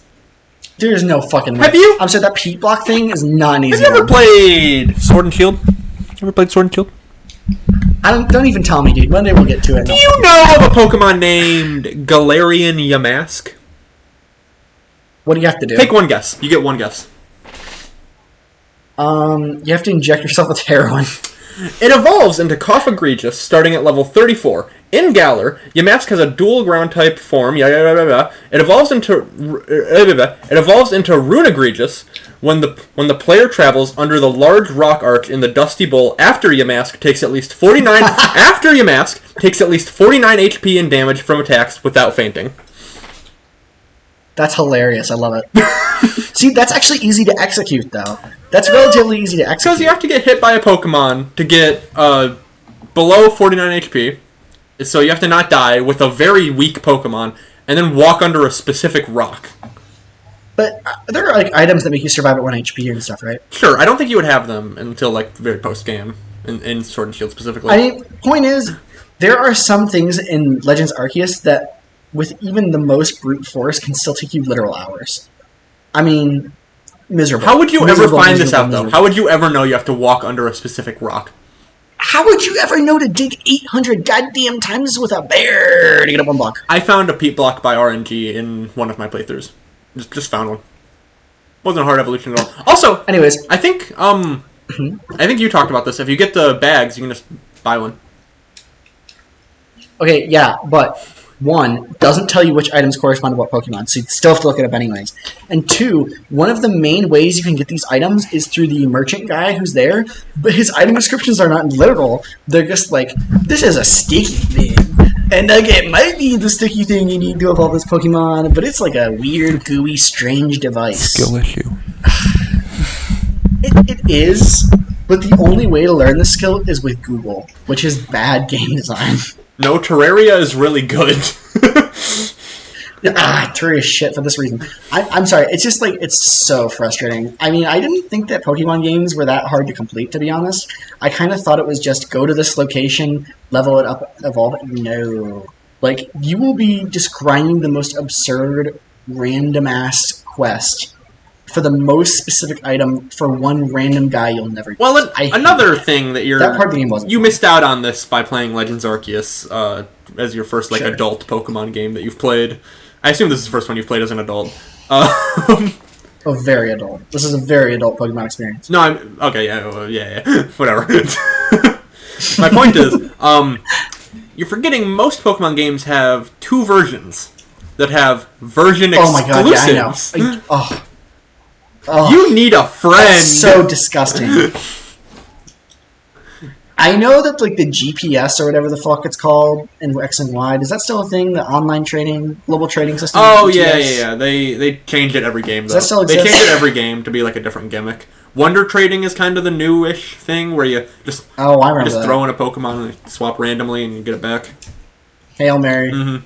I remember if you did that in the 3DS games, you'd always get modded shiny legendaries. It was fucking Oh hilarious. yeah, it was great. and they'd be named like slurs and. I have distinct memories of one of my siblings getting a Pokemon in X and Y. That was a slur. It's fucking awesome. All right. Well, after you, do you have any other specific Pokemon you want to talk about? There were a lot. I frankly, I don't remember them. I think the last ones I did were just all the evolution ones. Oh yeah, I remember. I remember three of them but they're- specifically. So Yeah, please, I'm sure I'll remember. So two of them, notoriously, you need in order to catch Shaman. I think you need either Sword and Shield or Brilliant Diamond Shining Pearl. Yes, And then right. Darkrai is also you need a different Pokemon game. You basically need two other Pokemon games in order to catch Shaman and Darkrai. So that's They don't fucking have cool. And then there's the Seas Legend. You know that legend in a book I talked about? Well, Yes. in Brilliant Diamond and Shining Pearl, they added a book to that library about how to catch the Seas Legend. And it's you need a Mantike, a Buizel, and a Quillfish with big spikes, because that version of Overquill didn't exist at that point. So they're like a Quillfish with big spikes. And then Legends Arceus comes out, and you need those 3 specific Pokemon at a specific time of day to go under a specific arch. And then you can catch Manaphy. It's that simple. Why? But it's interesting. Why do they even bother if it's not even in the decks? 'Cause it's fucking funny. Okay?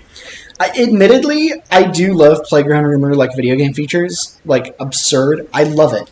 I just, in that one, I actually kind of enjoy it because it's not, I guess the more I think about it, I like that it's not the Pokédex, because then it's just a fun thing that people know about, and it's not required for completion. I think when a lot of these Pokédex entries that are required are literal Playground Rumors levels of bullshit, though. I'm sorry.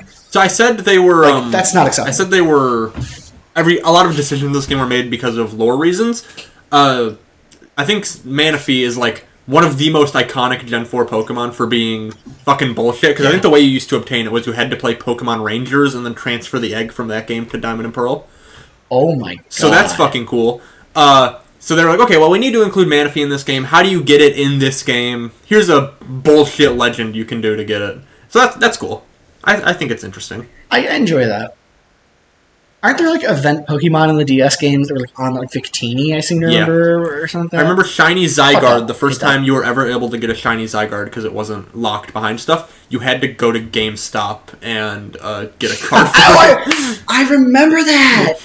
Oh, do you remember when they added that, like, jewel Pokemon with the big-ass, like, pink rock on its head? That was also at GameStop. Hoopa, right? I remember that. Are you talking about Hoopa? No, you're talking about Diancie. Yeah. You're talking about Diancie.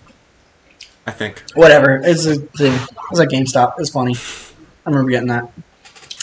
What a time to be alive. Speaking of Zygarde, Zygarde is the coolest fucking legendary, and I'm so excited for Pokemon Legends ZA, because Zygarde is so fucking awesome. The fact that he's half nostalgia. He's a fucking cell. He's a single cell. And then he turns into a dog. And then he turns into a snake. And then he's a big fucking robot. Zygarde I didn't see that version of him. I never got that far. Oh, that's in the newer. That's in Sun and Moon. You have to collect all of the Zygarde cells, and if you get all Sun and Moon is the new ones for me. Oh. Those games are almost 10 years old. Yeah.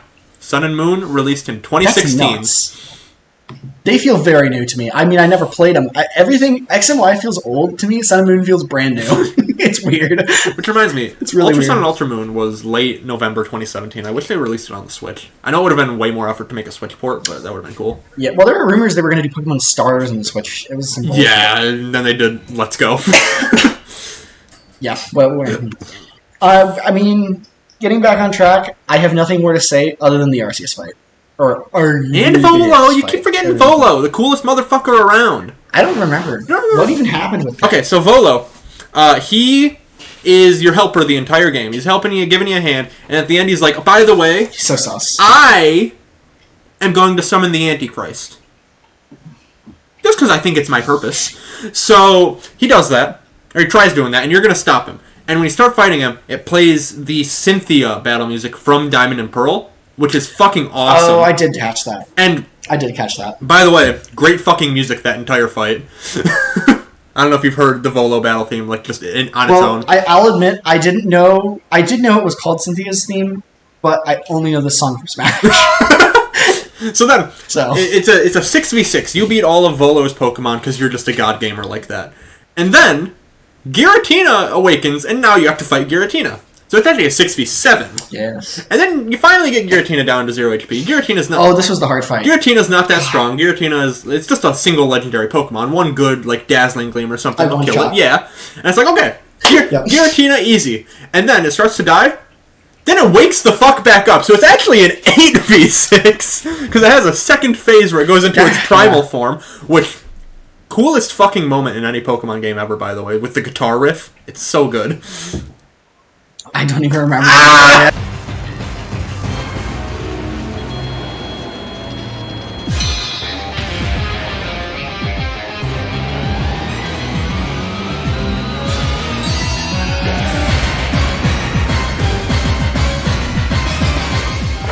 Well, I remember this fight. This is the one I was talking about being a little hard. I mean, I got a little stuck on this. I mean, I probably died, like, less than 10, but more than 5. That's something for Pokemon. Yeah, that's not bad at all. So, it's a fucked up fight, but it's so good. it's a really fun fight. It's weird. Like it always keeps going longer, but I kind of like it's like an endurance match. It reminds me of the final boss in the Final Fantasy VII Remake games. I enjoyed it. Yeah, I played those. Yep, definitely. Yep. Hey, you did. I watched you stream them. Oh yeah, true. It looks a little weird, but No, yeah, it's the same game. yeah. Scott Cawthon, you're talking about, right? Definitely. I don't want to spoil Final Fantasy VII Remake for people. 100%. You're talking about Scott Cawthon. Yep, masterpiece. Okay. Anyways, yeah, now we can talk about Arceus. Arceus. Good fight. Well, actually, no, bad fight. Arceus. I'm mixed on this fight. I enjoy that they put a ridiculously hard fight unless you use continues, and then it's incredibly easy. Why did they do that? Should have let it be hard. Let it be hard. Babies, let those little bitches learn how to play real games. Listen, babies need to play games too, okay? They can get good. This is fun. It would be. This fight is so mixed for me because I enjoy it in principle. Take the probably most like fun combat in the game and like turn it up as high as you can go, but then Literally they fight don't God. know how to turn it up. Like it's kind of frustrating. Most of it is fine and relatively well telegraphed. There's just two moves. The one where he does the stomp that sends out the shockwave and then the meteors. Mhm. It's fine after the first one. The first stomp is not telegraphed. So if you're standing even close to him, you'll always get hit by it unless you're like literally going frame by frame. And then he gets comboed in the meteor and the second it's just The dimensional rift And then- attack, I think it's at the halfway point where he like fucking disappears to another dimension and then swipes blips. That's the other one I hate. you. Yeah. That's It's fucked up. so inconsistent when you're supposed to dodge, man. It's like if you dodge when he comes at you, it's like I think there's like wind up frames on the dodge is what it is or something. Like I think you might not be invincible at the beginning of the dodge. I think you might be invincible so- when you're not on the ground. I think that's how it works. Crazy shit that they're doing on the Game Freak, dude. It's just the fact that they have the audacity to teach you about iframes and they don't work. Oh my god. Only game I've ever had teach me about iframes. I've literally never fucking seen this before. It was nuts. But that fight was fun. It's so incredibly flawed. It's frustrating, but I liked it. Really cool, honestly. The fact that Music sucks though. yeah, absolutely. More games really. There's like 4 different versions of it. Also, there's one different type of phase. I saw it on the Nintendo Music app, but I did not notice it during the Me fight. neither. So, I think more games really need to add like an optional boss in the post game, but also like make them better than this. Come on, you can do better. Every JRPG does this, and it's always awesome. Pokemon needs to start doing it like Xenoblade does and Kingdom Hearts I mean, does. and mainline Final Fantasy Pokemon does. games do it all the time, but it needs to be cooler. Yeah, but they're just normal It fights. needs to be cooler. Yeah. Like, Sephiroth in Kingdom Hearts is fucking crazy. QLEX in Mario RPG. I don't- It's so true. Yeah, I mean, it's like the best one ever. I mean, that one. Listen, I'm not like a Mario RPG truther. I don't think the Mario RPGs are like the best RPGs you can play by far. But QLEX is really fucking cool. I mean, I think Come on. probably I don't know. One of the other cool Pokemon post-game fights is in the post-game you unlock a battle tower, which is like an extra bunch of battles you can do. yeah. And one of them is against the champion that you fought to like it's the final boss that you beat, but you fight him again, but he's stronger in theory. And that's kind of just boring, but then you realize the battle theme for the battle tower was composed by Toby Fox, so it's actually a banger. Oh yeah, I've seen that. Yeah. So yeah, that's about it. I mean, I like post game content. Xenoblade games are amazing about post game because you can play the game 3 times as long. It's already so long. You can't can play 3 times fool over in me post-game. into playing a Xenoblade game. It's never There's gonna so- work. This game. Okay. Xenoblade, Jedi Survivor, whatever the fuck, and Final Fantasy VII Rebirth are like super similar, and I will never stop comparing games to them. I will never stop. Fair enough. I know I constantly mention Final Fantasy VII Rebirth and Remake on this pod. I've done it several times. I'm aware. All right, right now, But I won't North stop and doing South, compare it to all 3 of them. Compare it to what? North and South, compare it to all 3 of those games. Okay, sure. In Jedi Survivor, it's buggy, and the switchboard of North and South is buggy as hell. In Final Fantasy VII Rebirth / Remake, oh, I'm struggling on this one. Those are about as 2 different games as there exist. shit. There's an extensive amount of Final Fantasy VII Rebirth that is ridden on a chocobo, and the horses, the cavalry in North and South is really good as well, so always ride the mounts. And, what was the third one? Xenoblade. North and South and Xenoblade. In Xenoblade Practically the same 3, game. It's about Kevis and Agnes, are two nations at war, just like the Confederates and the Union. Is that correct? Yeah. Union? So Yeah, I'm gonna ask for an ETA on this now. You succeeded, but at what cost? a lot of runtime, that's for sure. Way too much runtime. I don't know. I'm kind of ready for final thoughts on Pokemon Me now. too. I mean, I don't have much more to say. I think Hunter should go first. I fully agree. Hunter, take it away. Man, it sure is a Pokemon game. It is. That's true. But what is it out of 10? What is it to me? Actually, you know what? No, it's actually very different from most Pokemon games, so I don't think that works. You might want to start over. Yeah, Hunter, you liar. Man. Sure, I'll start over. Yeah, please. It sure is one of the Pokemon games.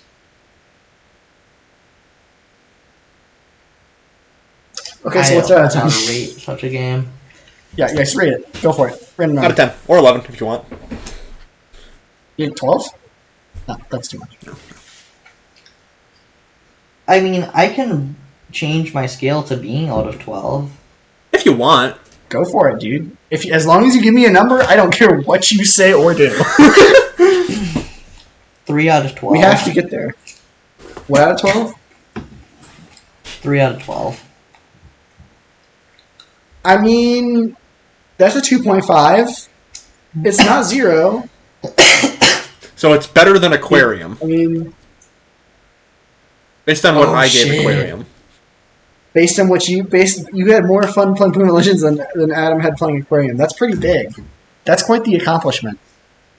Yeah, I Should still I don't go? think you had more fun playing that than... I I don't think I had more fun playing Dark Souls, is the important thing, Dude, than he had playing I Aquarium. think you had many negative points in Dark Souls. Like, way on the other... And I know I always fucking say it every time he even says the word Dark Souls, but genuinely mess of Wait, Dark Hunter! Souls. You hated that game more than I just realized you only played Legends Arceus for an hour. You didn't even get to the Dark Souls combat of this game. Your favorite part. I recommended that he play to the first boss, but I also said I don't expect it, so... I didn't expect it either. Which is okay. We're cool with that, Hunter. We love having you, even if you don't finish the game. I want to go last. Okay. So, I played Pokemon Legends Arceus on release. I was part of the hype cycle. I was also very confused when Brilliant Diamond and Shining Pearl literally just came out and they were like, Legends Arceus in January. Like, what the fuck? But, you know what? I was hyped for it. I played it. It met all of my expectations. Absolutely loved it. I think I've been saying this even since... I might have said this in the last episode too, but it's an objectively bad game that's greater than the sum of its parts. I think, based on what I personally like in games, I love Sonic Frontiers. I love Sword and Shield. What do I do in both of those games? Just fucking power it on, grab... Oh, my controllers are all across the room. Grab a controller. Here's Monica. Grab a controller, and I just run around in circles for hours and hours, because that's what I like One doing. Joy-Con. That's what I like doing, goddammit. Because Sonic Frontiers, I think, didn't do that very well. You kind of run out of stuff to do when you run out of tokens. Sword and Shield, This is there's true. Pokemon you can encounter, there's randoms, or random shinies, there's raid duns to do, so I like actually Sword and Shield's running around in circles way more than Sonic Frontiers is. Legends Arceus, the best execution of it so far. I can just, anytime, no matter how I'm feeling, boot up my completed save file of Legends Arceus, run around, catch some shinies, catch some fun Pokemon that I haven't caught before. It's great. It's a great time. 8.5 out of 10. Oh, isn't that interesting? Legends EA will be a I 10. think very Mark my similarly. fucking words. Legends EA will be a 10. Doubtful. You don't know. Doubtful, You don't doubtful. know. You haven't even seen the game yet. I don't have to. It's Pokemon. It's good. I'll play it. I'll play it after this one. I'll play it. Listen, I went in with very low expectations. I did say I was interested. I knew I would probably like this one more than all the other Pokemon games I've played. With that said, I was very pleasantly surprised by this game. I think that everything in regards to catching Pokemon outside of a couple random bullshit ones, and waiting 30 minutes for those stupid goddamn events to spawn. It's super well executed, it's super satisfying, it's super fun. Like, anytime I just go into a new area and I hear that dun-dun-dun, dun-dun-dun, it's like super addicting. I actually loved it. I wanted to play more. I didn't play 39 hours of Obligation because I could have played, like, I think I finished the main story at less than half of that. But it was fun. I wanted to keep playing. And that is more than I can say for, like, I think every other game we've played on here. I think. Like, actually. I don't think I've ever played a game significantly, except for Fez, maybe.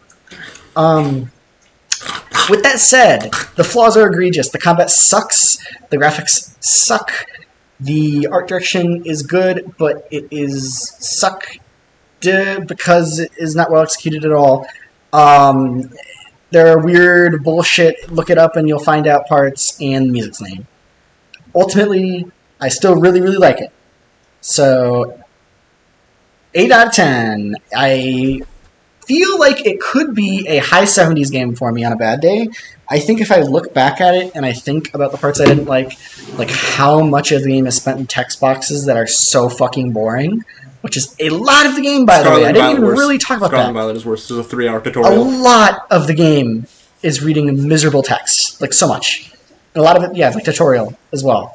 If I think about that, I start to feel like it's more like a 7.5. But right now I'm feeling good. How you felt playing it is way higher. And it's always weird about that. Yeah, I mean, like... it feels like a 9 when I'm just catching stuff in the region for the first time, but then the shitty stuff makes it feel like a 2, so... Yeah, I would agree. Better than the sum of its parts, but the sum of its parts are kind of shitty. Just like Sonic Frontiers. When you said that comparison, it sounded reasonable. It's like the most apt comparison I've ever heard between two video games in existence. Like, everything. Everything. Although I will say I actually still enjoy running around in Sonic Frontiers. But, because, I don't know. I just think I like it maybe a little more than you. That's all I have to say. I have nothing, no transition.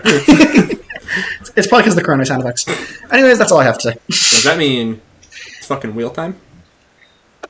Ah, shit, I don't have picks. Oh. I don't have any games picked. Hunter, do we want to introduce our games first? Install for Wes? Yeah, you guys can do that. Sure. Do you want to go first? Main game or bonus game? Main game first. Doom 64. Oh. Interesting. Good pick. I would... Do you have that on... Is that even on PC? Oh, yeah, for sure. I'd probably still play it on my Switch. I don't have it in my library, but I'm sure it's dirt cheap. I'd probably play it on my Switch. I have it on Switch as well. I'd probably have it there. Yeah, that's where I got it. Oh, I should probably add that this is Hunter's pick. I thought of my main game. I paid $2.50 for it on Switch. Hunter just completely robotic. Yeah, none of that. Hunter? What did you say? I said I think I paid $2.50 for it on Switch. Killer. Gotta get my money's worth. Okay, so Hunter picked Doom 64. Now, I said this at the start of this episode. In between this episode and last episode, I played the PC port of Spider-Man 2. And I played Spider-Man 2 originally on PS5 when it came out. I borrowed a friend's. You're scaring me. And it was fucking dog shit. Just barely better than Aquarium, but Spider-Man 2 is fucking dog shit. And I got the... You're nuts. I got the PC port, and it's worse. The PC port is so much worse, because it's the exact same shit, but it's way buggier, somehow. I don't even know how they did that. I think you're nuts. But the point is, I wanted to try some of the other Spider-Man games, because I've heard there's a few really good ones in there. Now, I said in DMs I had 3 in mind. I cut it down to 2. I've got 2 in mind now instead of 3. I was going to start with Web of Shadows, but I decided to cut out Web of Shadows. So instead, we're going to start with Spider-Man Shattered Dimensions. That's supposed to be one of the best ones, isn't it? I've heard so. Is that on PC? I don't think so. Might need to set up our PCS3. We can figure it out. I think we might even be able to eBay cheap Xbox copies. Yeah. Or I can mob my PS3, actually, too. That too. That's easy. All right. That's a good pick. I like that. Like I said, I was going to start with Web of Shadows, then do Shattered Dimensions, then do Edge of Time. But we can just cut out Web of Shadows. I've heard it's both the best and worst Spider-Man game, but we'll just cut it. Okay. I'm kind of not so sure about this one, but I'm picking it because I know so little, and I think it'd be fun to play a game I don't know much about. It's really fucking random, and it's like, screw it, let's go for it. Control. Oh! I don't know. People say it's good. I like Remedy. I don't know shit about this game. I got Control for free. I have it on games. PC. Same, and also GOG, and also PS5. Sick. That's a good... There's not a single bad game here, I'd say. Yeah, these are all good picks. I would be very happy with any of these. There is a right pick. Well, man, I'm not even worried about this wheel. I'm usually pretty worried. I'm just gonna spin it. Are we ready? Yeah. This is my I'm not worried pose. Oh, are you screen sharing? I can't. No, I'm not screen sharing. Tiles. It's Spider-Man Shattered Dimensions. Of course it is. I always win. Hey! Hunter, keep in mind you have a veto. Time to deliberate from Hunter, here. keep in mind you have a veto. I wouldn't use it now. I'm looking up the Holland to be right now. I don't think it's that bad. I'm looking Hunter, up the Holland. it's 9.5 hours. Oh wait, that's the. Oh wait, yeah, it's 9.5 hours. I am not using a veto on a 9.5 hour game. That's good, because you're going to want to use your veto on my bonus game. So, bonus games. Actually, I decided I want to go last, so everyone else do their bonus games first. Sure. Well, be prepared for wait about 6 years. Sorry, I know I'm horrible. Hunter, do you want to do your bonus game? Yeah, sure. Go for it. I'm gonna go with Age of Advent. You're the best. You will play it one day. Can't go wrong. Oh, man. Oh, it's wonderful. Let me see, you guys. I'm so sorry. I think mine might be You worse can't just than hold the that. spacebar in this one for an hour. My pick might be worse. I'm here to torture you guys. I know you are. I know. I'm terrified. We're gonna do another double Adam fucking special. I know how this works. You rig the goddamn wheel every time. It really do be like that sometimes. You know what I'm saying? I want to pick something old. So let's go old. Let's pick something old. I'm going something old. The thing I'm picking came out in 2001. That's not that That's old. pretty old. 9/11? Is it 9/11 the video game? Close. It is military propaganda. It's Sonic 06. Shit. Oh, Fester's Quest on the NES. Oh, Fester's Quest on the NES! I'm so glad I got there, you guys. That was worth the wait. Fester's Quest on the NES! That'll be great for discussion. Wes!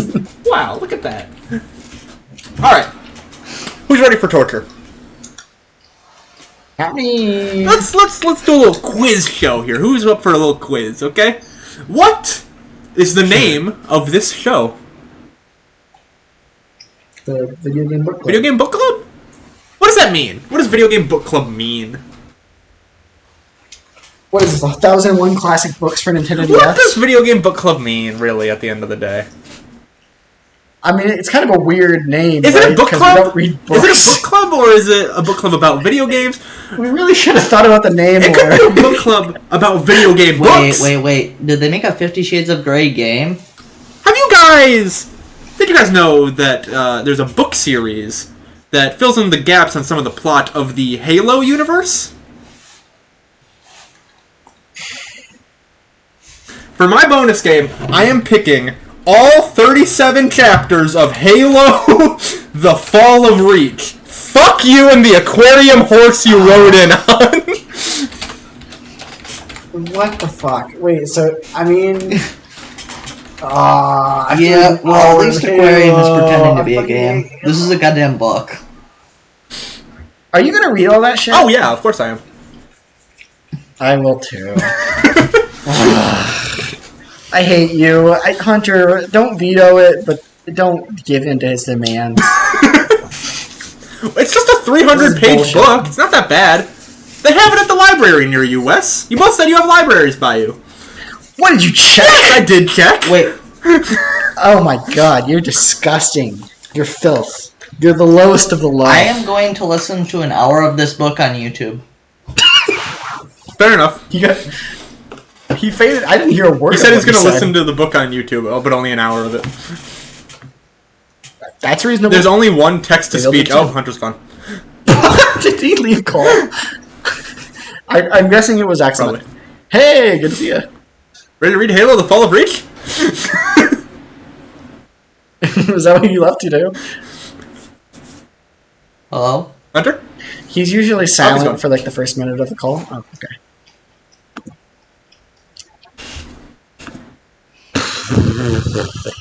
Okay, hello. Hunter, you back? Hunter? Hunter, you there?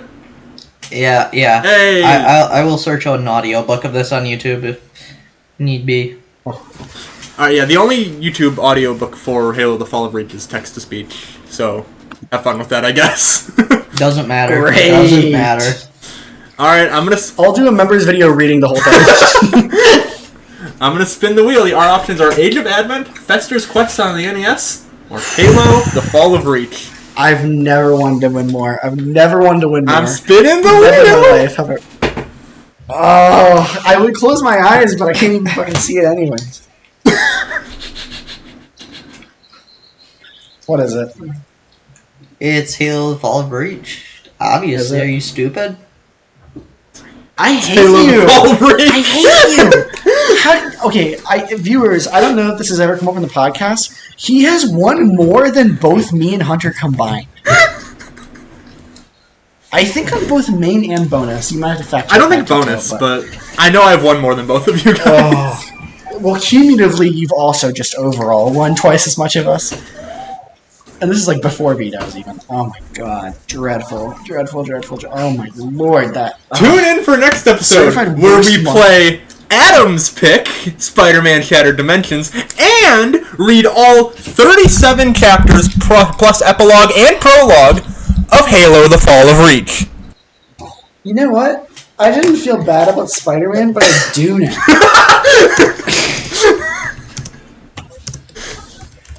It's Let me crazy see. how I it might be able to works. work something out. Let me Hunter, see what I you can talked do. about things on YouTube radicalizing people. I think I was just in something on YouTube that radicalized me.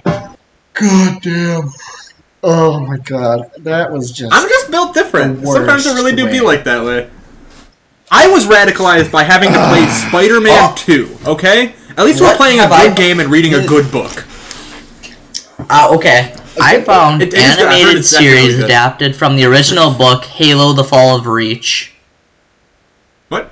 Yeah, I'll be watching said you that. can- Oh yeah, there is a short an film. There's a animated short version film of of it too. Yep, it's an hour and 4 minutes. I found what I'm doing. I want you guys to know, I don't give a shit about Halo. Neither do I. I played Halo 1, and I thought it was okay. Oh, what is wrong with you? At least pick the FNAF books, you asshole. Those are too short. Pick the fucking... Oh my god. I want you to know, at 3 a.m., I was playing Aquarium. In between exams, I beat Arceus today. And, like, blood, sweat, and tears I put into this whole business here. And I come here and I think, man, all that for a shot. A shot to finally play Fester's Quest for the NES. A shot to play Control, a game I'm not very passionate about playing. And you come here and you fuck us. Every week, every month. I always say week. God damn it. I can't get anything right. Well, hey, look at it like this, okay? You'll get a chance next month after you read Halo: The Fall of Reach. I will not get a chance next month. Next month, I'll pick fucking Sonic Adventure 1, and I'll probably go back to picking Age of Advent. Oh, don't worry, I'll pick. And I'll pick Spider-Man: Edge of Time, and we'll get to play No. that.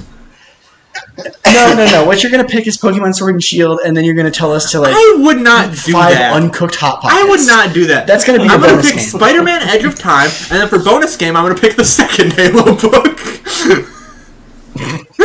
How many games have I won? I think one, Hunter. Literally, like Hunter has won Fez. He's won I think I'm the HoloLive one. HoloCure. Holocure. Yeah, that was him. But he didn't even win it the first time. It was like a fucking, like, gimme. And then, shit, is that it? I mean, is that it? Let me check the spreadsheet. There's no way. There's no way. I think I may have fared better on bonus games, but then again, those don't matter. Oh, he won North and South and Kid Dracula. Oh, right. On bonus games. However, all bonus games, on though. main games, he has literally only ever won Holocure and Fez. I haven't fared that much better. I've only ever won Metroid Samus Returns and Resident Evil 2. I've never won anything else on main game. Adam has won main game 1, 2, 3, 4, 5, 6, 7. You've won it, yeah, about 60, 70% of the time. Sometimes you're a smart fella, and sometimes you're a fart smella, okay? Dude, Okayu Nimu every month. It doesn't matter if it gets picked or not. Every month for the rest of the year. We can play it 6 times, and it will not get negative. Thanks for watching this video. Don't forget to check out the members' content if you're interested. It'll be out in 2 weeks if you don't want to pay. Hitler. Fucking goddamn it!